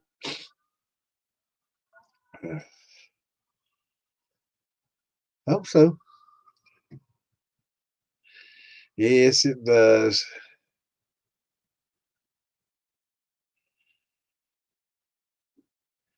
All right, Dixie, take it easy, brother. Thanks for dropping in. Yeah, it's similar to a smut, but it's hold on, Liz. It's similar to a smut, but it's this is actually. Oh wait, let's see.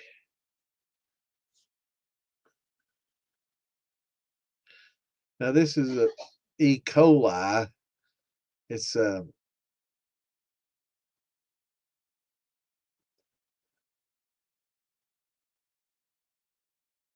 that's not the one I'm thinking of though.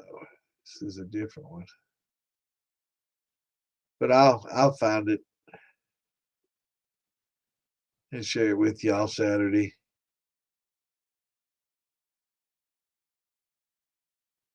I'll find an article on it. Actually, I probably have some information saved in my files, but I've got like 5,000 different files in my distilling folder that I wouldn't. It'd take a while longer to find it on there than in Google. I can't believe I wasn't able to find it with the real quick Google. I mean, Escherichia, Escherichia coli. That's definitely one of them, the pathogens, but that's not the one I'm thinking of. The one I'm thinking of is more common. I can't believe it's not like the first thing that they're throwing up here. I mean, there's Listeria, there's Salmonella, Bacillus cereus. That's the spore forming bacteria, that can give you food poisoning. But this stuff is, it's got a unique name, and as soon as I see it, I'll know it.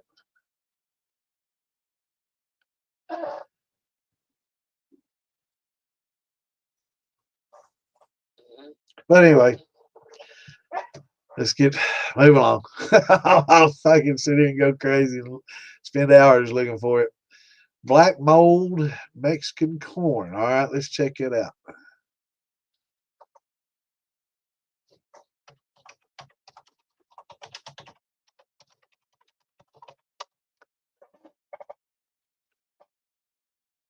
All right, let's try it again.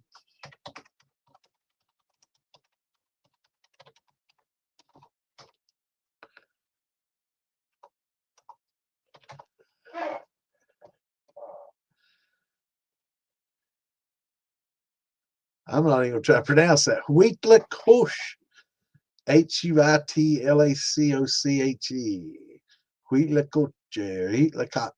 I don't know, is a fungal mold that grows on corn, often called corn smut or Mexican truffle. Yeah, that's corn smut. Yeah, they eat that a lot here in the States too. It's considered a delicacy, but it looks horrible, man. It looks like a big old freaking tick on a dog. It's full of blood, you know. They get big. It looks like a big old tick full, man, or something, you know. But yeah, I've seen smut. They say it's good. Can't say that I've ever eaten it. I don't know. My granny might have fed it to me when I was young. She's always, here, eat this. Just open your mouth. You don't say nothing. You just eat it. 'Cause I've seen a lot of stuff I didn't want to eat. She'd shove it in my mouth. And it'd be like, damn, that's pretty good, you know. So I learned to try things. You know, she didn't give you much of a choice.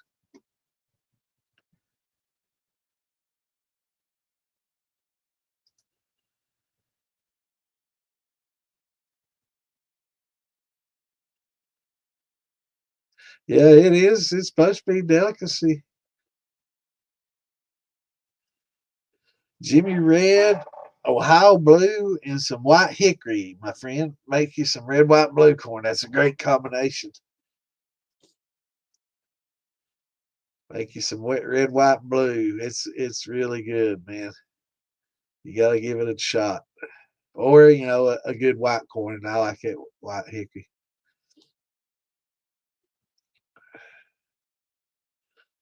Yeah, yeah, it looks bad. It definitely does. What's going on, Cody? What's up, brother? Good to see you back. We're talking about smut. You know, back in the day, that smut, that was a smutty. It was used as a derogatory thing, you know.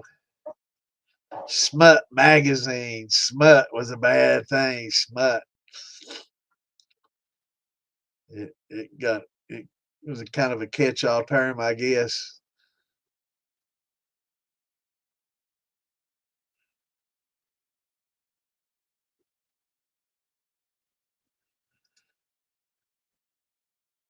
Yeah, I've done that before.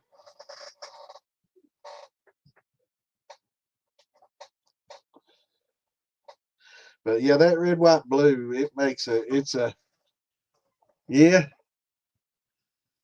yeah, yeah. They used to talk about smut films and smut magazines, and you know, it's just, I guess, corn smut is it just considered a bad thing, you know. But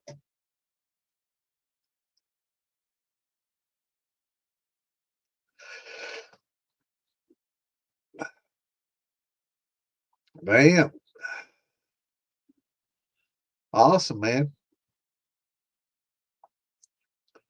Jimmy Red, Ohio Blue, Glass Gin, Indian, popcorn. Awesome. Also try and get you some of that Oaxacan green. That's a real interesting corn. And that Argentine orange, you know, but that Oaxacan green, it's got some interesting flavor. But yeah, that Ohio Blue and Jimmy Red and Hickory White makes a pretty good red, white, blue, you know, and that be your Patriot mash. Awesome. I hope the deer don't get them all. Hope you got dogs to keep the deer out. They love eating corn. What's it smell like, brother? Yeah, we're high and dry. Well, not high enough. I need to take me another. Where in the hell, Morgan? He ain't calling shots. I wonder what happened to him.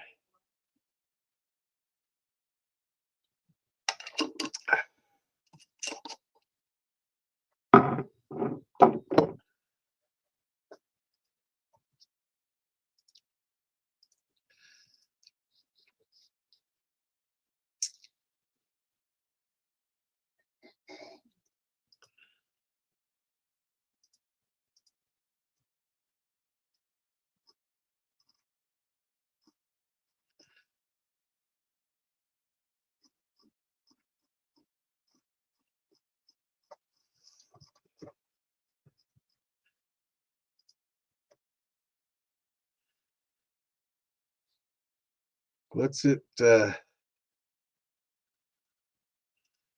Yeah, they can smell kind of strange. You get a lot of different odors. Sometimes you get good fruity smells, and sometimes you get a little of that butyric acid I was talking about earlier building up, and you get that vomit smell, and just organic acids building up.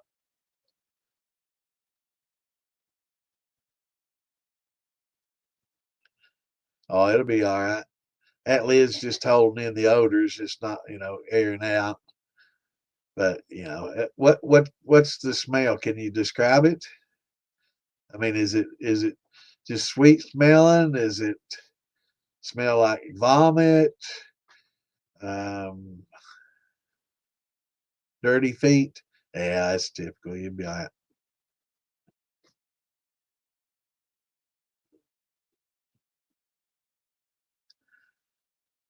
You gonna skim your lacto off? You gonna run it next week, aren't you?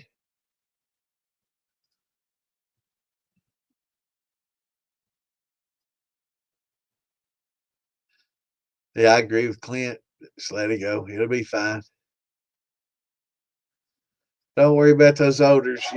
Everything that a lot of brandies, and it's basically a fermentation is a controlled rot is basically how you can look at it.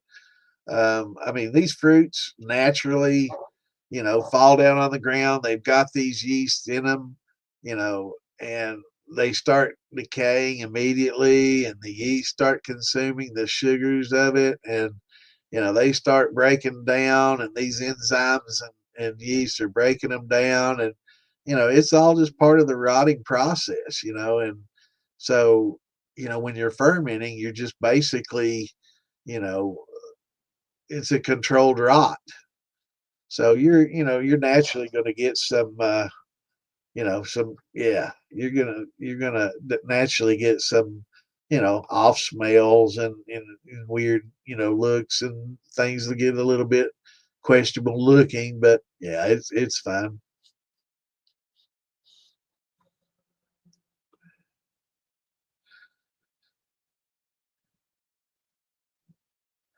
Funky feet. Well, that's just congeners. Rum and brandies will definitely kick off a lot of interesting odors depending on the different fruits that you use and stuff. So, brandies typically have more heads in them.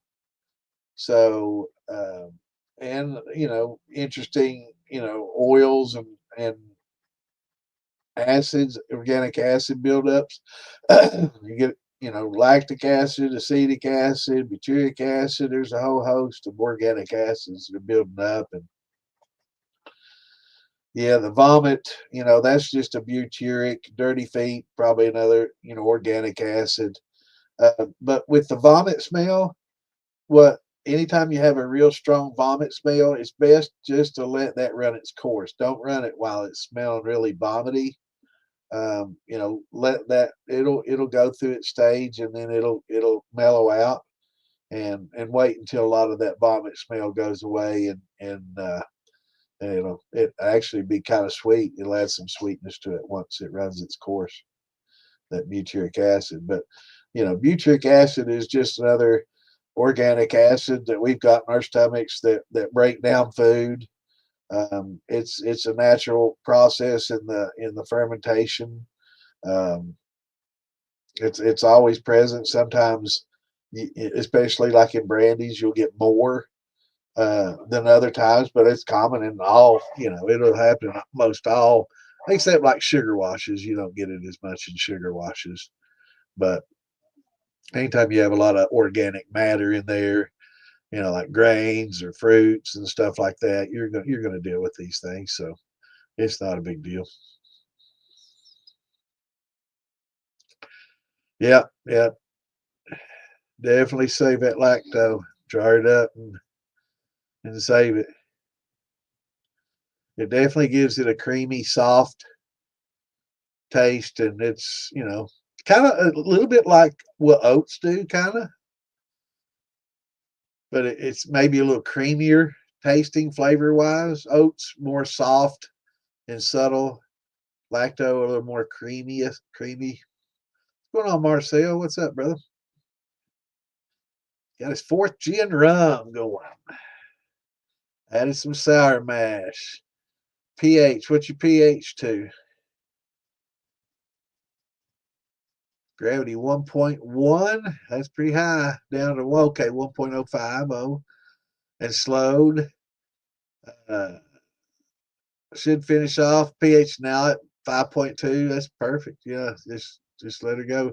Temperature, a lot of times when in this, I'm not sure where you are, but a lot of times when it's getting cool and warm, a lot of times that temperature will kind of slow things down a little bit. But sounds like you're on your way. Pretty high start gravity, but for a rum, that won't be too bad.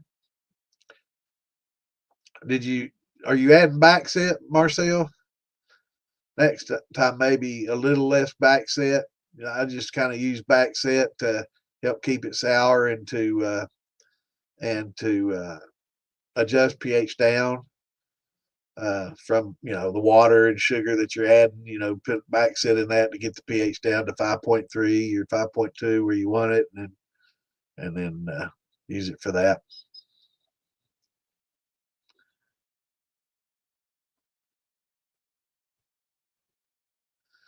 Yeah, I agree. Absolutely, Clint.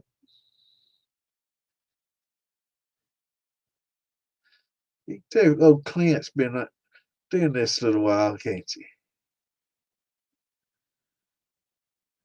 That grape jelly apple grape mash was a success. Awesome.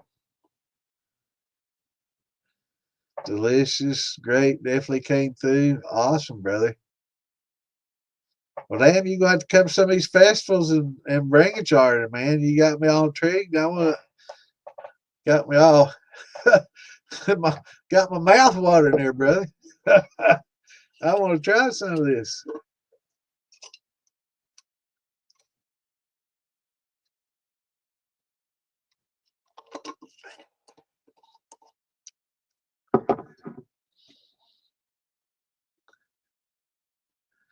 Brother, anytime. That's what we're here for. That's 100% why we're here, man. Make everybody's hobby safe and sit around and talk about old times and making shine and drinking a little bit and helping make the hobby safe for everybody, because I know, when I first started it, I was pretty young and dumb and wasn't I didn't worry about things as much as I should have. I respect a lot of people that have, when they go into it, they're like, this is interesting, it's a great hobby, but I want to make sure that everything's safe, and they're really curious and worried about the bacterias, and they're worried about a lot of the fire hazards and other things, and worried about getting sick, and making a mash that, can make people sick, and worried about the lids and all these other things, going blind in the heads and foreshots and all the horror stories and a lot of it not really true. Um, but you have to have respect for it, and those that have those fears are usually some of the more intelligent people. I wasn't one of those. When I first did it, I was just happy to drink. I was sitting there drinking fours and heads, and it was the worst tasting shit ever. But I was just smiling and happy as could be. And all my buddies were, we were all just tickled to death, be getting drunk and having headaches and all that. It's a lot of fun.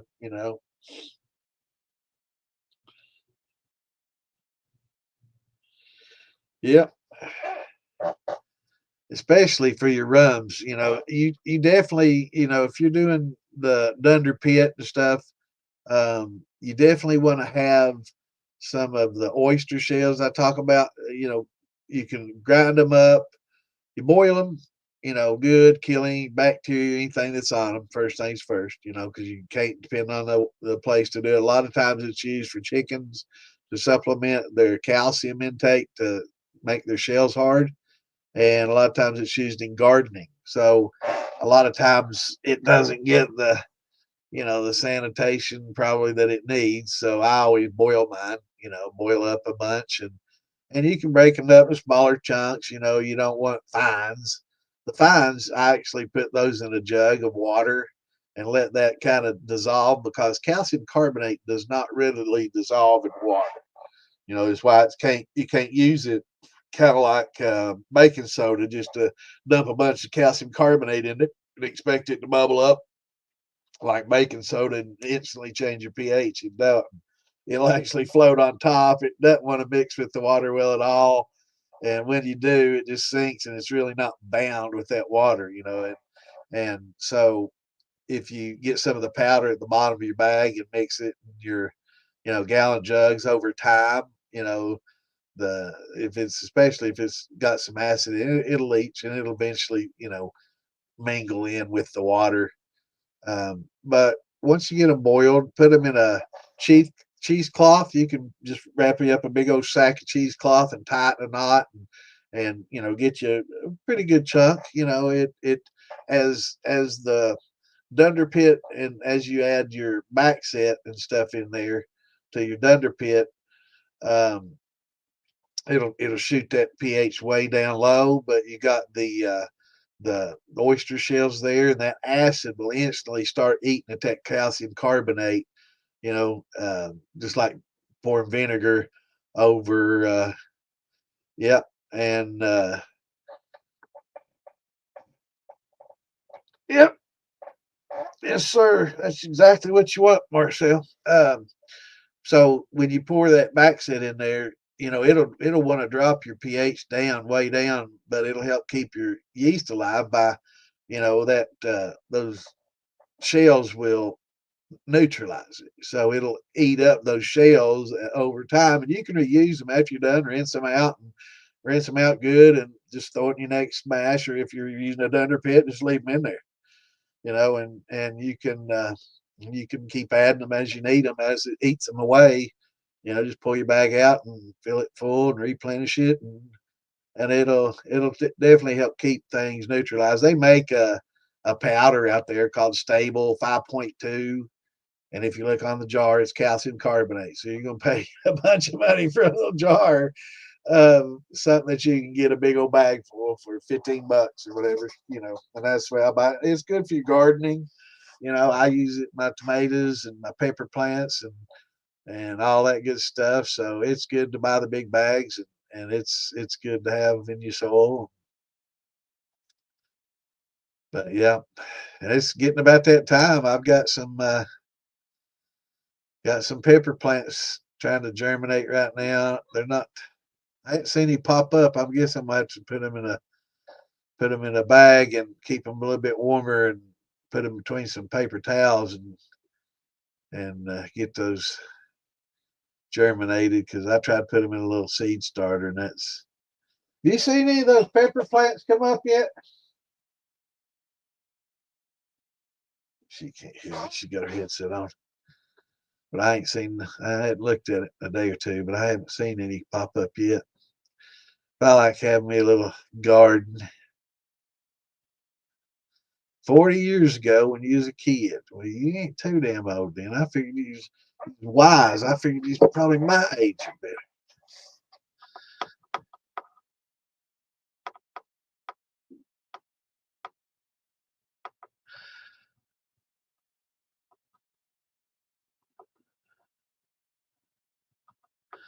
Oh Lord, Clint, you drinking that? You man, you drinking some of that devil liquor, Headstone, that haunted hooch.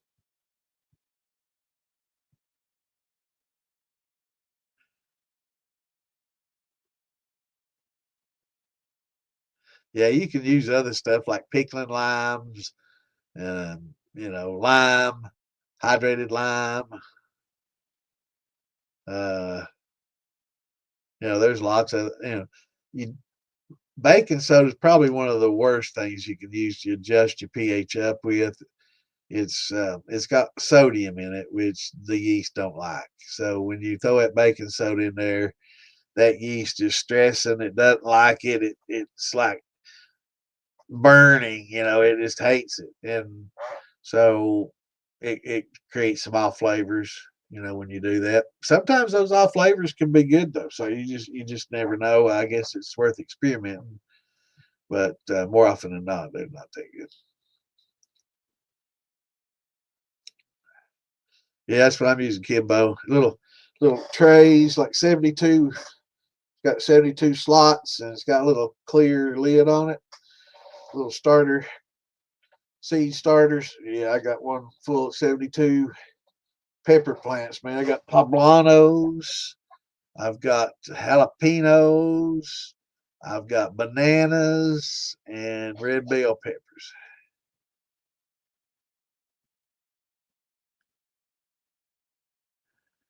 Yeah, we were. I know. I got into a lot of meanness too.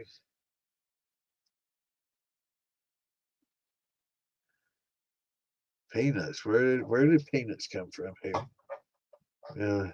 Will a peanut convert? LOL, just asking because I'm growing a pound of them. Well, it's oily. It's so oily.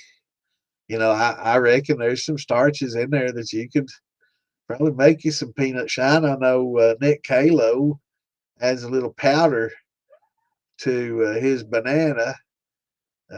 They say it makes it better. I've got some powder peanut I'm going to experiment with in my infusers, but I'm not sure. I don't think I'm going to actually ferment it. But yeah, yeah, and brought one home from Walmart. Yeah, I like my peanuts. This is a bag right here, peanut shells. Look at all those peanut shells.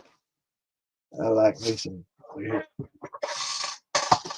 Kroger had a sale. It's selling, man. But these were the unsalted ones, but 10-ounce bag, 10-ounce bags of $1 a piece, man, at Walmart or at Kroger. Can't go wrong with that. I only got a couple unsalted. I like the salted ones better. I got a bunch of them. Yeah, oil will probably be it'll get on your steel. Have to clean it out. Oh yeah, yeah. I'll save them.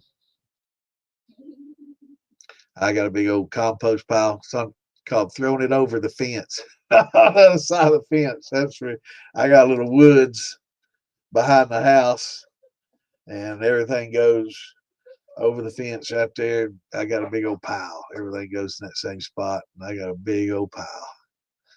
Anytime I need good compost, I just go dig it up. Leaves go there.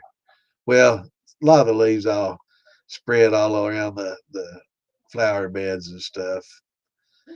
But those are maple leaves. They break down pretty well.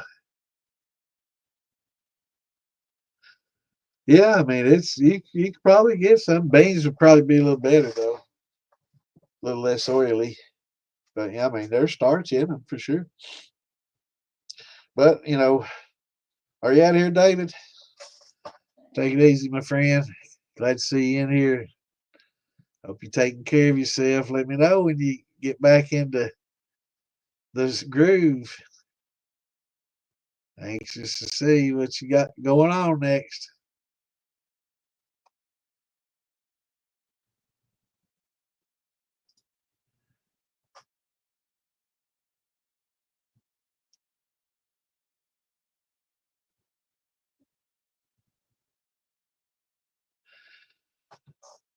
Yeah, I love them. So you like a boiled, huh? We used to stop. When we went to take care, brother. When we went to Florida every year and the Carolinas every year, they'd always have these little stands on the side of the road, and they would have him boil peanuts. And my dad liked them. We'd always start to get some. I prefer the salty, dry roasted. I like them that way. I mean, the boiled's fine. I like them, but I love these salty. I love the salt on these.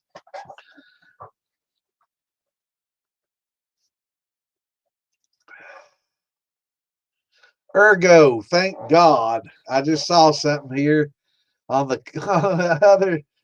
Ergo is the word I was looking for earlier on the corn. You can read all about it. ERGOT. It's a fungus. Thank God. I knew as soon as I saw the word, I'd say, yeah, that's the damn word. It's like freaking funnel, man. It's just right on the end of my tongue. But yeah, ergo. Read about ergo. ERGOT fungus. And it can get on a lot of your grains, and it can fuck you up. I mean, it can get hallucinogenic. It can kill you. So, anytime you're dealing with grains and, you got some molding, grains, got some certain funguses on there, you need to know what you're looking for and looking at, because sometimes you get into some ergo, man, and, yeah, they can mess with your head. They've got, ergo fungus produces ergot alkaloids, which can mimic neurotransmitters and hormones, leading to hallucinations, convulsions, and other symptoms, and can kill you. Yeah, read about it. Google that. ERGOT. Definitely something that you want to be familiar with. And but that's generally, like if you're storing your corn and it gets wet, or you store it at a temperature, or I'm sorry, at a moisture content of greater than 16%. A lot of times it can uh,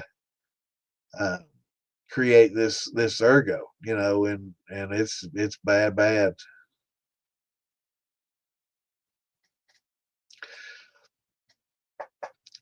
Yeah, it's some wicked stuff, and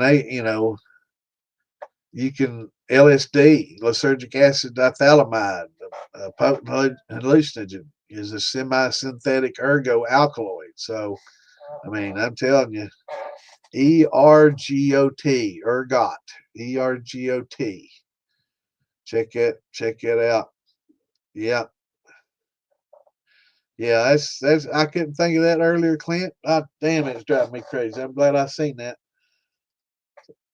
But yeah, read about that. It's rye and wheat. You get it in your wheat and your rye, and so you really want to make sure that when you get grains that you're going to store for a little while, make sure that the temperature, I mean the moisture content is below 16. So you want 15 or less, and it'll store, but keep it to where it can't, condense. A lot of people go, oh, well, it was dry when I put it in there. Yeah, but it's in a white drum, outside, and that heat, once that light hits that white drum, it's forming a little condensate on the inside of that drum, and next thing you know, you're growing some ergot in there, ergo. But definitely read about that, guys, because that's the number one thing you got to look out for. And we'll do this. Let me share this and see what we got here. Let's go to Wikipedia, ergo, and see if we can get some pictures here. Nope. Okay, let me just search ergo under Google. Uh, Ergo fungus. And I will show you exactly. I mean, you can get it off the plant, while it's still growing in the field, it can be there. Images here. Let me share this page with you. This is very important. I'm glad that I love this share screen option. Did I mention that? Here we go.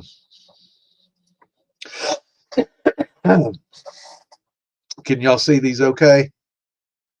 Let me see if I can maximize this a little bit more, and yeah, that'll be better. But let me pull up this. Okay, you can probably see this better, but you see my little mouse over here. So this is just looks like wheat.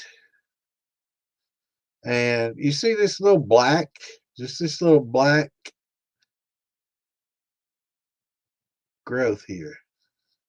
And you can see it here on this one. This looks like a dark orange. See here, looks like, just like you would think that it was like little mites or something on there. This is kind of brownish clear. But you can see it growing out of here. Look at this. You can see it growing out of all these, just like a little dark horn there. Here, look at that. And you see all your grains can do this. So if you see anything like that, just stick it under your tongue. I just can't. But yeah, I mean, look at this.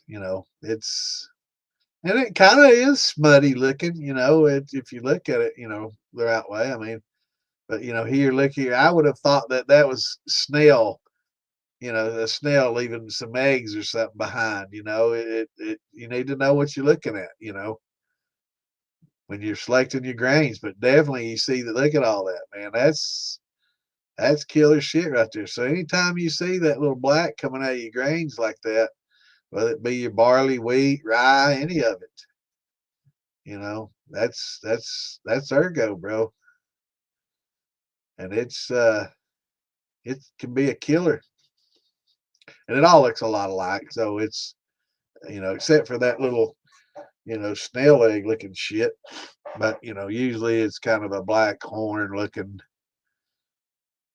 But here's, man, that's just trippy looking, man. Look at that shit, man. Little mushrooms growing out of it. God damn, I'd trip your balls off.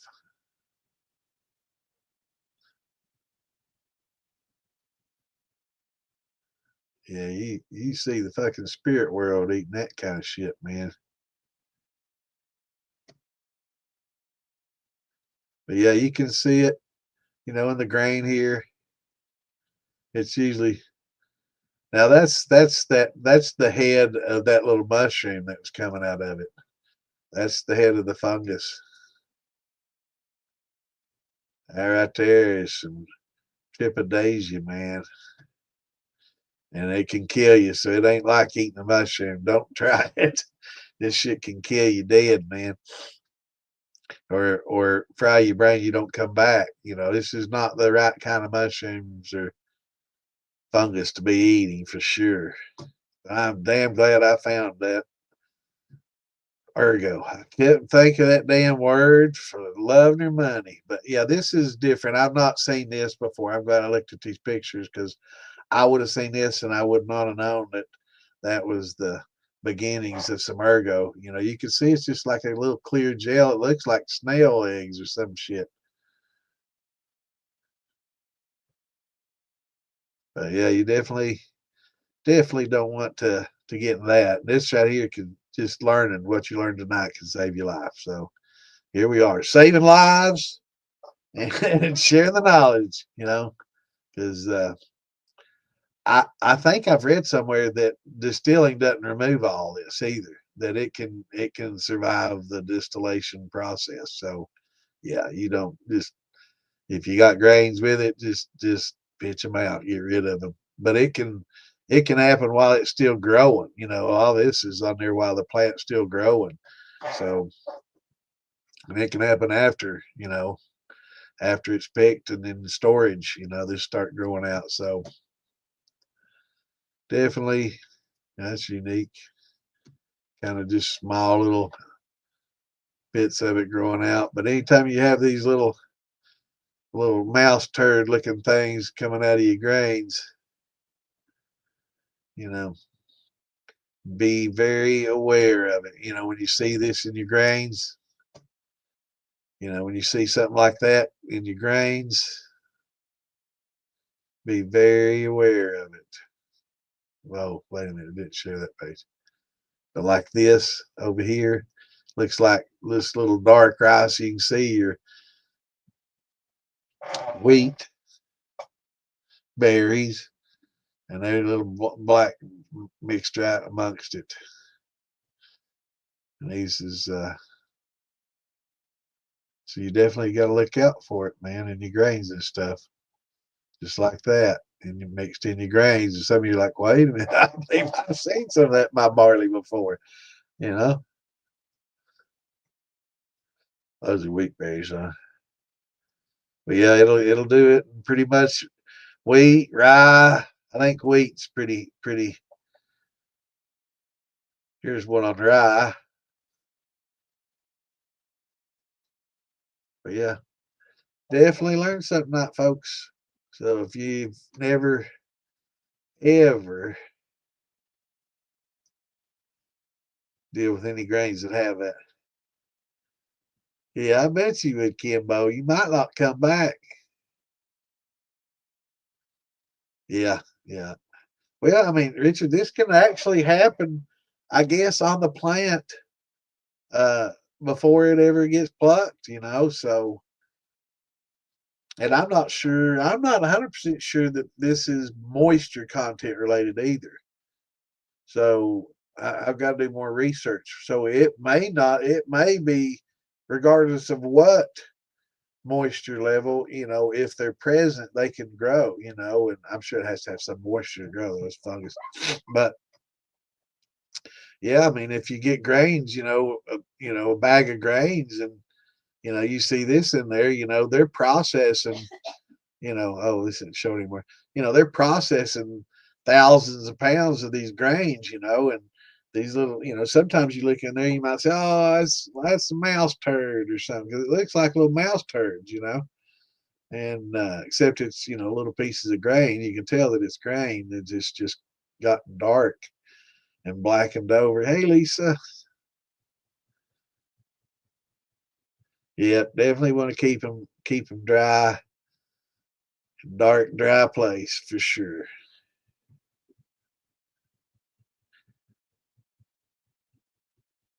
No, it won't. You know, I was kidding about that. I probably shouldn't kid because Kimbo will fucking try that shit. He will.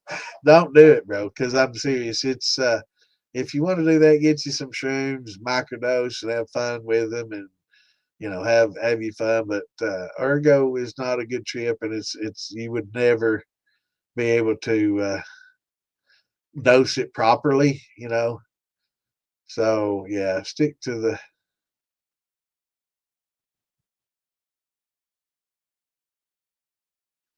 Did they, Clint? I wouldn't be surprised. I read the other day that the EU, or maybe it was Denmark, did some experimental and had a lot of people from Greenland in, and they did some were treating them for illnesses, and basically were giving them stuff that would make them go sterile, so they wouldn't breed as much, and trying to bring down the native population. Yeah, you can't trust a lot of what governments do. We're finding that out right now. You know, there's a lot of shit that's going to get uncovered. You know, in the next 6 months, a lot of investigations going on. You know, and a lot of things being investigated, and you know, you hear a lot of allegations, and you know, and a lot of stuff supposedly being done by both sides. I'm not pointing at any one party, but you know, you hear a lot of shit being done by both sides. A lot of this, you know, billions of dollars of our money, our taxpayer money, you know, that they're living lavishly on, man, being sent to these NGOs, and goes directly into their pockets. Ain't nothing pisses me off worse than them stealing money from us like that, man. And you know, I can't understand anybody being upset with Elon for finding, you know, government fraud and waste. I don't give a shit who's guilty of it, you know, whether it be Democrat, Republican, Independent. I don't care. You know, if he's finding, you know, fraud and waste, and they're stealing money from me and you, and they're living high on the hog, living the jet set life, and you know, getting chauffeured around and going all over the world, and living lavishly on our money, they ain't nothing pisses me off worse than that. I don't know if I'm pissed off that they're doing it, or I'm just not involved. I mean, where's my NGO? You know, send me 10 million, I'll quit bitching. I promise. But yeah, it's bad. I'm so glad I found ergo. I couldn't think of that fucking word to save my life. It was killing me. I'm so glad I found it. But read about it, learn about it, and definitely look for that in your grains. You know, just it looks like little mouse poop. You know, a lot of times, and a lot of people confuse it.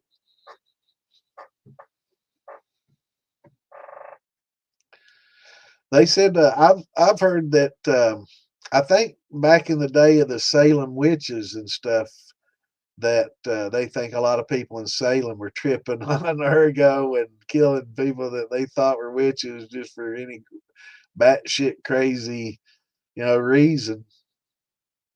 Yeah, yeah. I think that a lot of that had to do with some ergo. They were tripping. And they're just imagining, you know, these women being a witch. "Oh, I saw the way you looked or what you did." And next thing you know, they're fucking, if you burn, it's a witch. And if you don't burn, well, I guess we're sorry. Or, you know, if you don't burn, you're a witch. And if you burn, we're sorry. We mistakes ours, you know. Our apologies.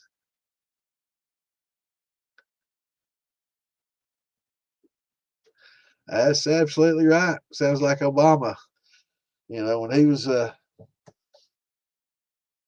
I voted for him, so I haven't always been a Republican. I vote both ways, so but yeah, I see a lot of that happening. You know, I see a lot of people with their 120, 180,000 a year jobs. This is good money, but you know, I don't see how you make that in 10 years. You know, 180,000 in 10 years. That's 1.8 million. Good money. And if you invested it well, you could have, you know, 5 million maybe, you know, over that period of time. That wouldn't be crazy to, but you know, how the hell you got 90? You know, that's crazy, you know. And you doing that insider trading, that's the Pelosi's, you know, that's yeah, that's crazy, you know, and it's on both sides, you know, they're finding Democrats, Republicans, both are doing it. So My goodness. yeah, green smut's good. Do you like the smut, Chris? I used to like them smut books, them smut movies. Yeah, looks to me like a big old tick on a hound to me. It's, hell no.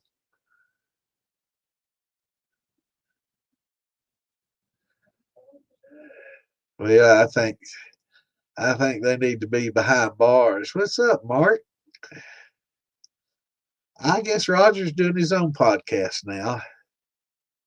We've parted ways. He's doing his thing. I'm doing mine. So I guess he's got his own little podcast going. I wish him all the luck. I know he's happy. That's what he always wanted, you know, his own podcast. Now he can officially say it's all his, you know, and he can say my podcast and me, you know, I'm happy for him. That's what he wanted. And, you know, that's where he's at. He's got his own little podcast. So, you know, if it's not on at the same time as mine, go visit him and say, hey, you know, of course, if mine's on, you know, you can't do that. You got to come see me. If you want to learn about ergo and smut, you know, we talk about ergo and smut here. Yeah. You got to work tomorrow, Mark?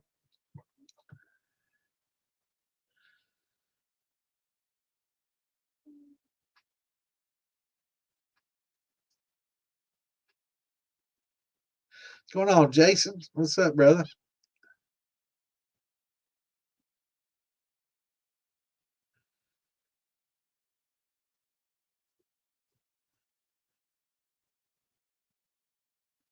Yeah, that's a fact, man. There's a lot of them that do it. AOC did it. Pelosi's did it.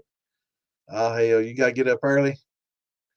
I was gonna say I'll give you a shout later on. Give me a call tomorrow sometime after you get off work.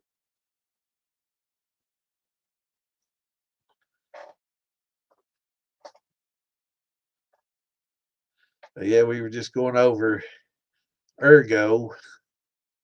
I couldn't find the damn ergot. I'm not sure how they listen to the pronunciation too. I don't want to sound like an idiot because I've always called it ergo, but it might actually be pronounced ergot. Yeah, where's my?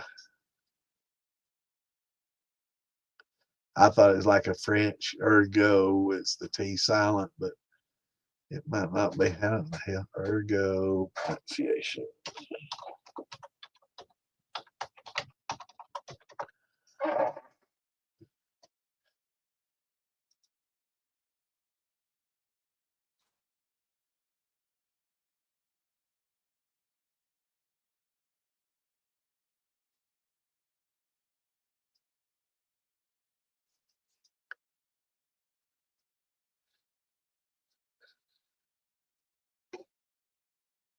Ergot.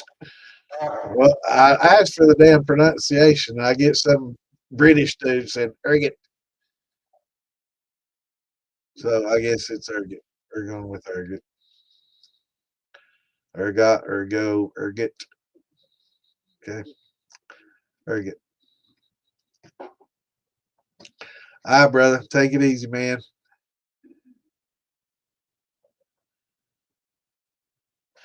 Awesome. Cool. How'd it go, brother? I'll have to watch that later. All right, man. We'll get up with you. Call me tomorrow or message me when you get off work.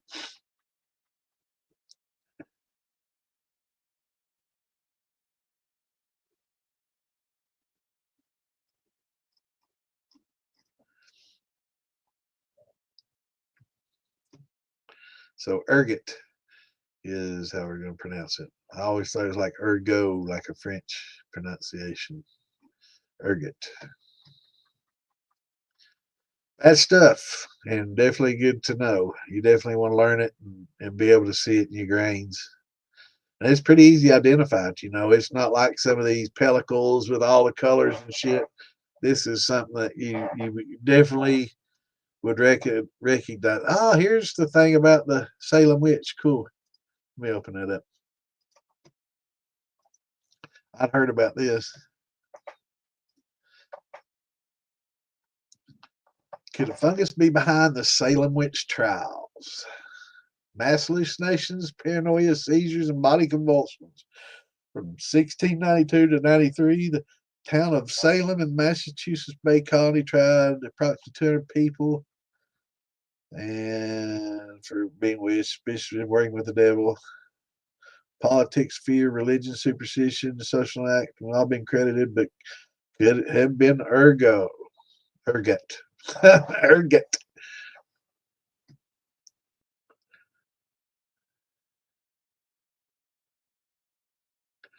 Ergo. I thought it was pronounced ergo, but this British dude pronounced it ergot. Ergot. So I don't know. I'm still in there. I thought it was ergo too, like the French pronunciation. I've had French 2 years of it, I guess.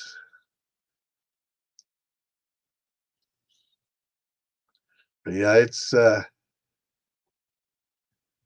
definitely something good to know.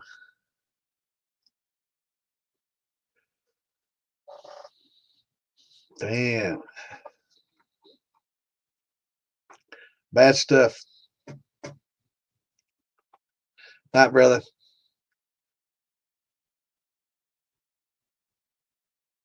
Argo. I always thought it was Argo or Ergo.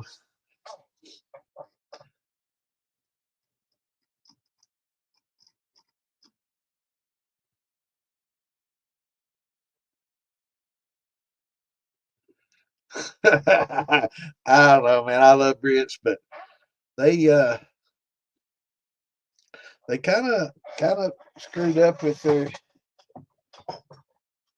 open immigration, kind of like we did, during the Biden administration with allowing a lot of foreigners to come in. And I'm all about legal immigration and decent people coming into your country, to make a better life for himself. 100% behind that. Not racist at all. I know if I were born in a third world country and I had a family and I had a means to try to make it here, and make a better life for my family. Of course, I don't know if I'd be going to any of the cities or not. Hell, I don't know why they'd want to move to some of these cities and some of these safe havens. It's anything but safe. Some of those places, like some of the most dangerous places in the United States, and they're saying it's a safe haven. I don't know. Hell, most Americans don't even want to live there, but I definitely would want to try to get my family here, and I guess I'd try to do it legally, illegally, however I could. But, you know, once given the choice of leave or you'll never be able to come back legally, you got to leave and try to, come through that gate and do the paperwork, become a citizen and be proud of your country, pay your taxes, have pride in your country, and, be here because you love it and you want to be a part of the best country in the world, not come here so you can take advantage of the system and leech off of us and hate us at the same time. And that seems to be what's happened in England. They got a lot of bad eggs that came, and they don't have good intentions. And, it's Europe is in a interesting pickle right now with a lot of the, you know, people that have come there. Trying to find where you're watching comments. Oh yeah, I'm looking at them. I got a lot of YouTube. I get a lot of people from YouTube on here as well. Actually, I think I get as many or more people viewing on YouTube as Facebook. So that's pretty good. Most of the episodes we'll get anywhere from 600 to like 1,000, 1,100 unique viewers and like 1,600 views on Facebook. And then on YouTube, it's can be double or triple that. So we got pretty good following going here, and you know it seems to be going up and up and getting better and better. So we're just trying to increase the content. I am after I get the house cleaned up. I apologize for the next couple of weeks. It's going to be much the same as this Q&A. Which is a lot of fun. It's a good time. We sit and drink, talk, and learn about things, and we can help everybody with the questions and stuff. But I'm going to have to spend a lot of time getting a lot of this musty stuff out of the basement. And I don't want powder mold down here where I try to ferment down here, and I don't want to deal with powder mold and all that. So I'm going to have to try to get it dried out and all this carpet out and all this parquet flooring and all the boxes that are wet that, got wet. I'll have to get new boxes and repack everything. All my wine boxes, the ones that are on the bottom have to be replaced. We got a lot of wine stored down here. Oh yeah, definitely we'll be at Maggie Valley for sure.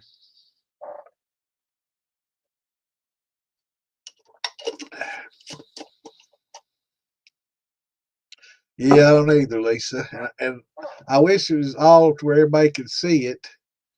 You know, I guess you could, just have to open up Philbillies and watch it on or Militia. That's the thing. You're not sure which YouTube source it's coming from. It could be coming from, Philbilly's page or the Militia YouTube page. And pretty soon my YouTube page. So, we've got several places to stream to. We're on Twitch and Rumble and Kick, Facebook and YouTube right now. And I think we've got Instagram as well. I haven't. I've got an Instagram, but I need to get it all cross linked with everything. But yeah, we got a lot of YouTube viewers. I'd say more than half at this point. But it's a lot of fun. I enjoy getting in here with everybody and talking about this stuff and sharing the knowledge. Oh yeah, back to where it was. So for a couple of weeks, going to be a little, basically saying what we've been doing, just helping and talking, question answer kind of thing. But hopefully soon I'm going to start opening up some of. I've done some research and I'm going to start doing some videos, short videos and stuff, educational videos. I'm going to put on TikTok and probably a YouTube channel that I create, and just short videos about different topics and things like that that'll be easily referenced. I know a lot of times a lot of people will come into the group and ask some of these groups, they'll ask a question and somebody say, well, just go watch George's videos. And people are like, okay. So they go to YouTube and they got a specific question and then they'll go and they'll look at George's videos and it's like there's hundreds of freaking videos. Which one do I watch? And so they just start at the beginning and maybe they'll get their question answered pretty quickly, or maybe they have to watch George videos for several days before they get their answer, which isn't a bad thing. I love George, and he's great for beginners and intermediates, and he helped pioneer a lot of education early on, and he ended up selling his rights to an outfit. And I guess he's still not able to do his own content again yet. He had to do a so many year non-disclosure. He can't make any videos or do anything like that for a while because of the company that bought him out. But and he's not able to answer questions. So I want to try to make it short, sweet, and to the point. That way, if somebody says, what's the best pH and how can I keep my pH normal, or why is my fermentation stuck? Typical questions. They'll be able to directly reference that, with the title. Why is my fermentation stuck? What's the best pH? What's the best way to keep pH balanced? And so answer, do just little short videos. Yep. I've started out with a Foxfire book back in the 70s. And from that, I graduated to, learning it in chemistry class and in biology. And then came the internet, man. And news groups used to be pretty big back in the day. I was big on the news groups, and there was a lot of distilling news groups back in the day. And a lot of those ended up in distilling.org. Is most of the news groups eventually ended up going over to distillers.org once news groups became less of a thing, and regular web pages became, it used to be like bulletin boards and stuff that we used to share information on. That's back in the late 80s, early 90s, and it was a little bit different then, but I was loving being able to get content, being able to learn more, being able to get content specific stuff. And so that's when I really started digging my heels in and learned a lot more, and trying to, be a little sieve, trying to soak up all the, info I could, only, so I could forget it when I got in my 60s. So I get home, forget it all. So I'm teaching y'all all this stuff. So when I get real old and I can't think of words like ergo or funnel or, that y'all can help me with my words and help me, with my shine, because I'll probably forget everything I've ever learned, and so I'm going to depend on y'all to learn everything you can off of me so you can share it back with me when I forget it all. So that's the deal. That's the I teach you now and you teach me back later. That, or you just bring your liquor to the festivals and share it with me, and that'll work too. That'd be the best thing.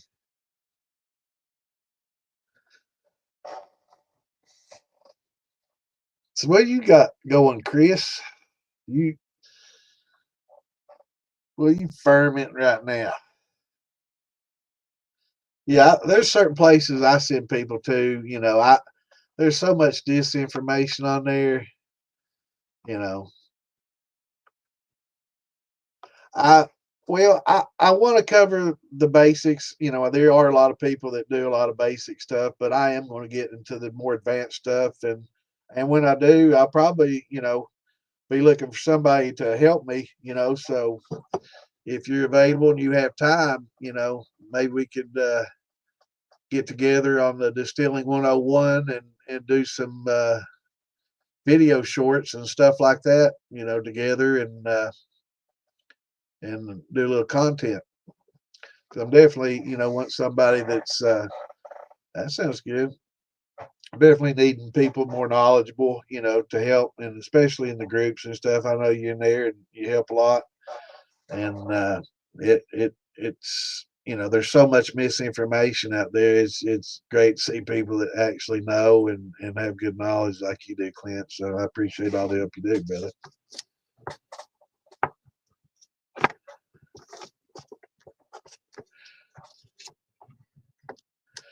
Yeah, yeah. I mean, a lot of people are doing classes and stuff and charging people, and money's a good thing, but it's not everything. And I just enjoy sharing the knowledge. I'm not gonna write a book, Kimbo. I'm gonna basically do videos, and I'm gonna structure them. I'm gonna do chapters and stuff, and try to structure them from beginning to end. And from choosing your equipment, what equipment does what.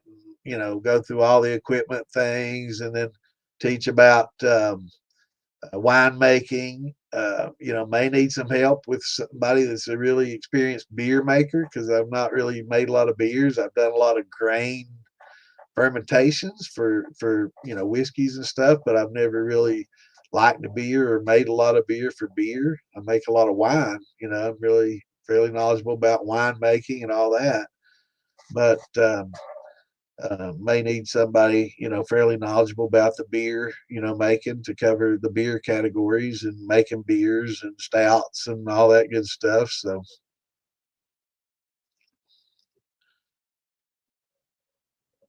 calcium carbonate, yeah. Lime, there's limes, pickling limes. You got hydrated limes. You've got but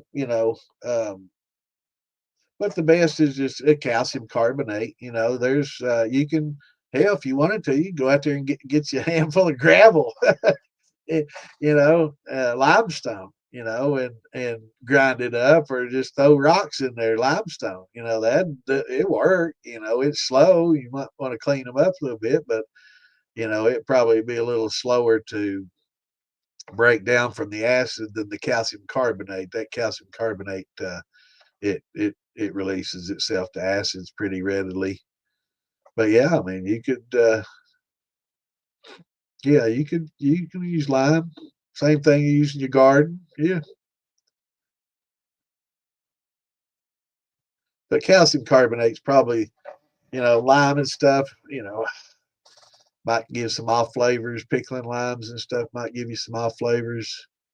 But I've always just used calcium carbonate or baking soda. I use baking soda a lot until I learned that it stresses the yeast, and learned about the sodium and and how it stresses yeast, and how it's really not good because it oxygenates the mash too, and causes it to go aerobic again. So that's really not good either. You have to stir it in right in the middle of a stuck fermentation, and that's not good. So it's best to kind of prevent it before it happens. Yeah, I could tell that you had some science background and knowledge, brother. It's easy to see who knows and doesn't. It's it's real easy to tell a bullshitter. I can smell them out pretty quickly. I enjoy it. That's me. I've made my money. Everybody could use more money. I'm not poor and I'm not rich. And I'm not trying to get rich. I'm semi-retired, and this is just something I enjoy doing. And it's my hobby, and I enjoy sharing it and teaching others and passing it on, and hopefully they'll teach somebody else what they learned from me and remember me for what my contributions were.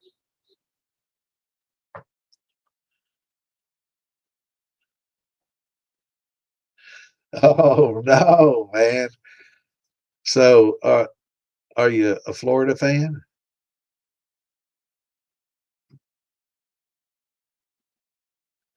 I was glad to see Florida win. I'm a SEC man. I'm a UK man. I like seeing Florida win because Kentucky beat them this year before they lost two of their best players to injuries. And, we played with 2-star players, 2 and 3-star players the rest of the year. We had a couple. Oway was really good, and we had a couple of decent players, but Pope did a lot of good things with the talent that he was, stuck with there at the end of the year. If we'd have had everybody healthy, I'm not saying we'd have won, but I think we'd have been for sure in the Elite Eight, maybe Final Four.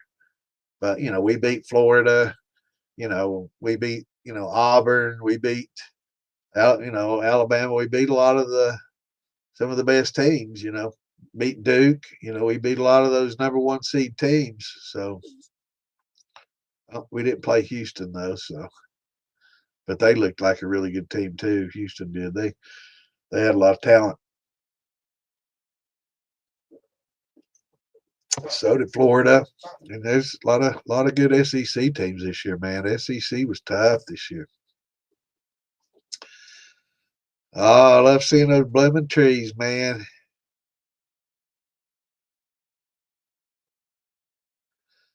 Yeah.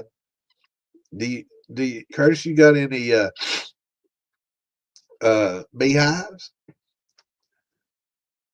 Got a lot of fruit trees. You might want to have some beehives. I've always wanted to do that. That's another hobby I might do. I don't know. I live in the city, but I guess I don't know, it might be kind of weird tasting honey, then going to different flowers and stuff. It'd be nice if I was living next to a big old field of clover or something. But in the city, you never know what the hell they're getting into. That's good to hear, man. I've got a little apple tree out back I planted. It's starting to bloom.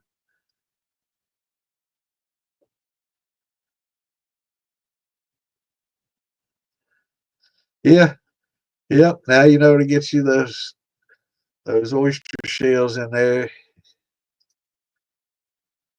So you're over 62. Yeah, we're getting there.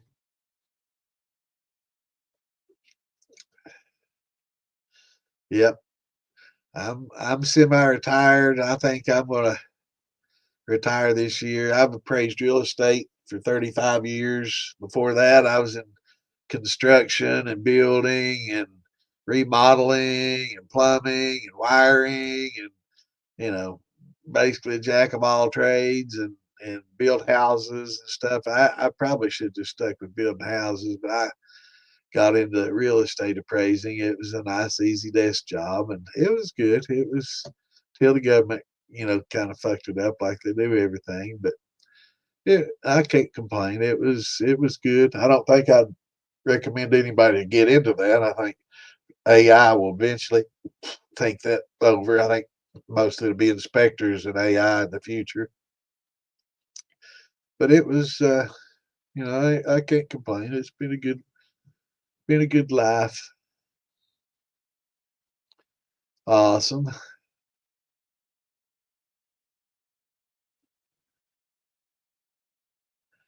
So you made pretty good bucks then on Florida. You're looking forward to mowing. I know, me too, man. I can't wait to get out there and push that fucking lawnmower around the hot sun. I love it. I'm gonna go put some fucking fertilizer down just so I can do it more.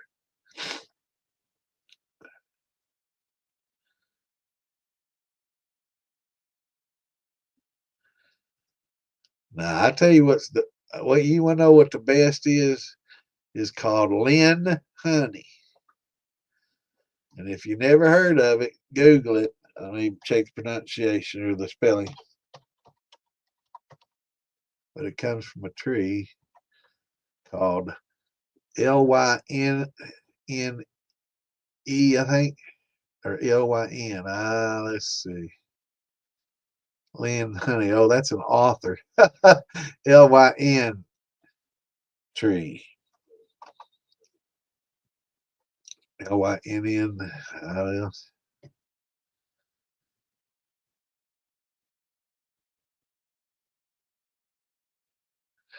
From the nectar of a linden tree, Lynn honey, from also known as basswood.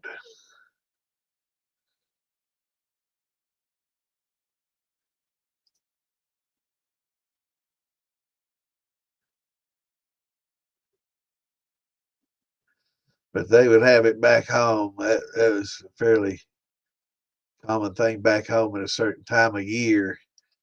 The lind trees would or basswood trees would bloom, and it makes some of the best damn honey. And orange blossom honey is pretty good too. Clover's good, yep.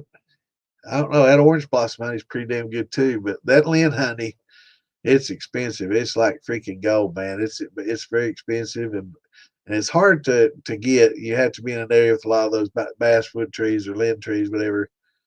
But man, it's good stuff.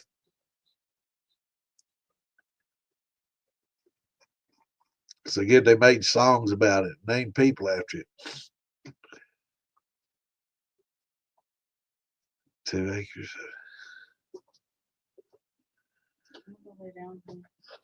All right, sweetie, I'll be up in a bit. In about 20 minutes or so. Shut that door. Huh? Shut that door. What door? Oh, I forgot that was open. Yeah, you can shut it now. There's ducks out there. Huh?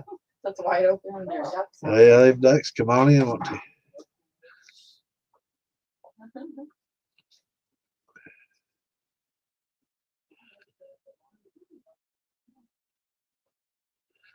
Came in third in the company bracket. I'm not mowed yet. It's been too damn wet. Thank God. That's the only good thing about all these damn rains. Oh, shit.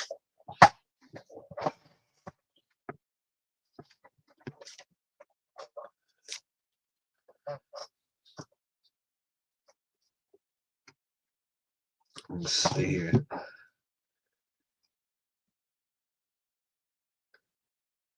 Just 1 second. I gotta check something out.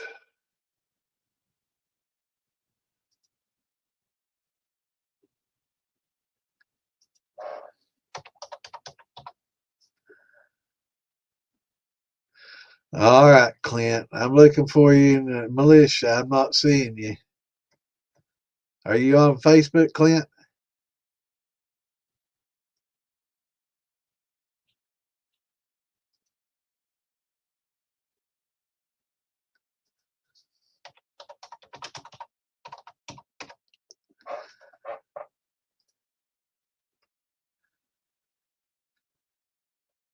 I'm seeing a bunch of Clint Taurus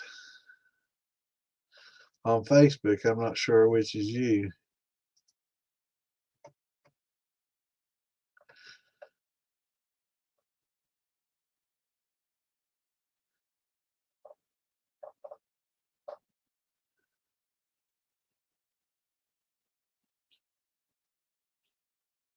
Oh, yeah. I've heard it's a lot of work.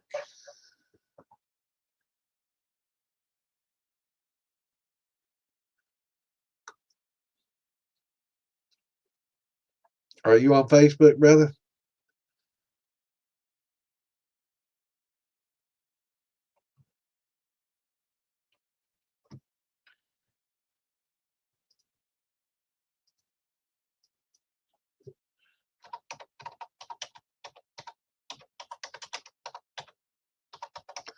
Let's see.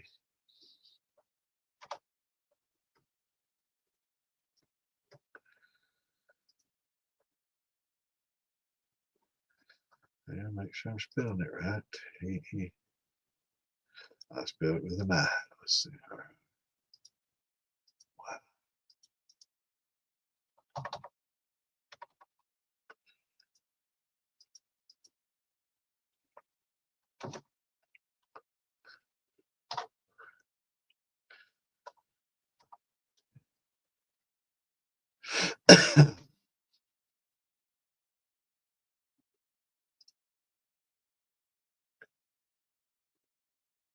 Okay, good deal.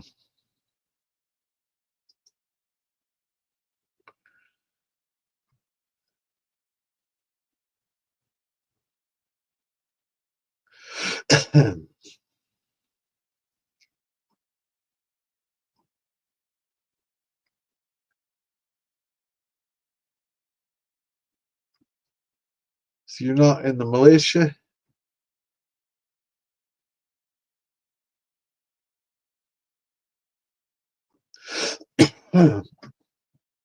Let me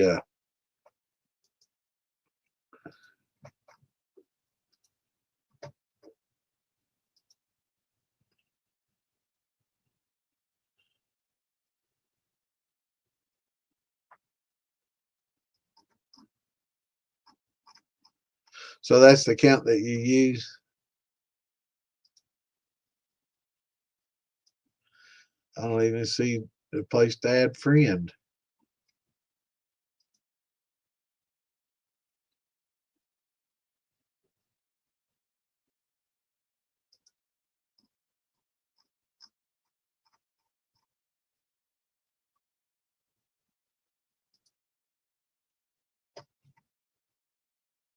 Okay. Well, post in the militia, and I want to make sure that we're friended up, and I'll get up with you sometime, man. I want to talk to you, pick your brain, and maybe we can work something out.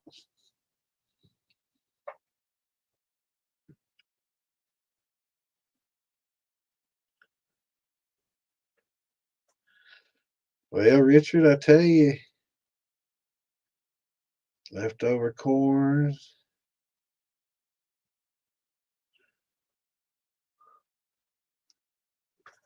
Yeah, I definitely any grains from last year, do them before they dry out and become less efficient, for sure. All right, well, you've heard Miss Claus. She's ready for bed. I have to go up there and tuck her in, make sure she's good, warm, and cozy. Well, I appreciate y'all jumping in here on a hump day. It's a soggy day for me, so hopefully the next episode by Saturday I'll have some of this flooring up and this damn basement won't stink so bad. And I don't mind being down here, man. But right now it's where this carpet's wet and the fans are going. It smells like cat piss. So that's all you can say. You know, it didn't smell bad at all until all this damn water and all the vacuuming, and I don't know, I guess it's pulling it up from the padding and the carpet and everything, and it's just, yeah, that's why we keep the back door open trying to air it out, man. It's horrible.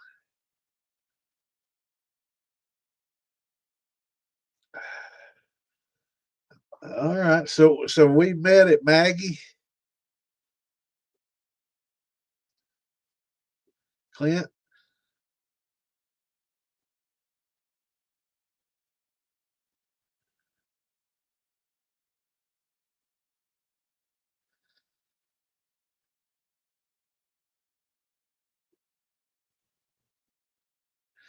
All right, y'all. Well, Clint, give me a shout on Facebook. Let me know which account is which, and we can start maybe collaborating on some videos and stuff. You do TikTok yet?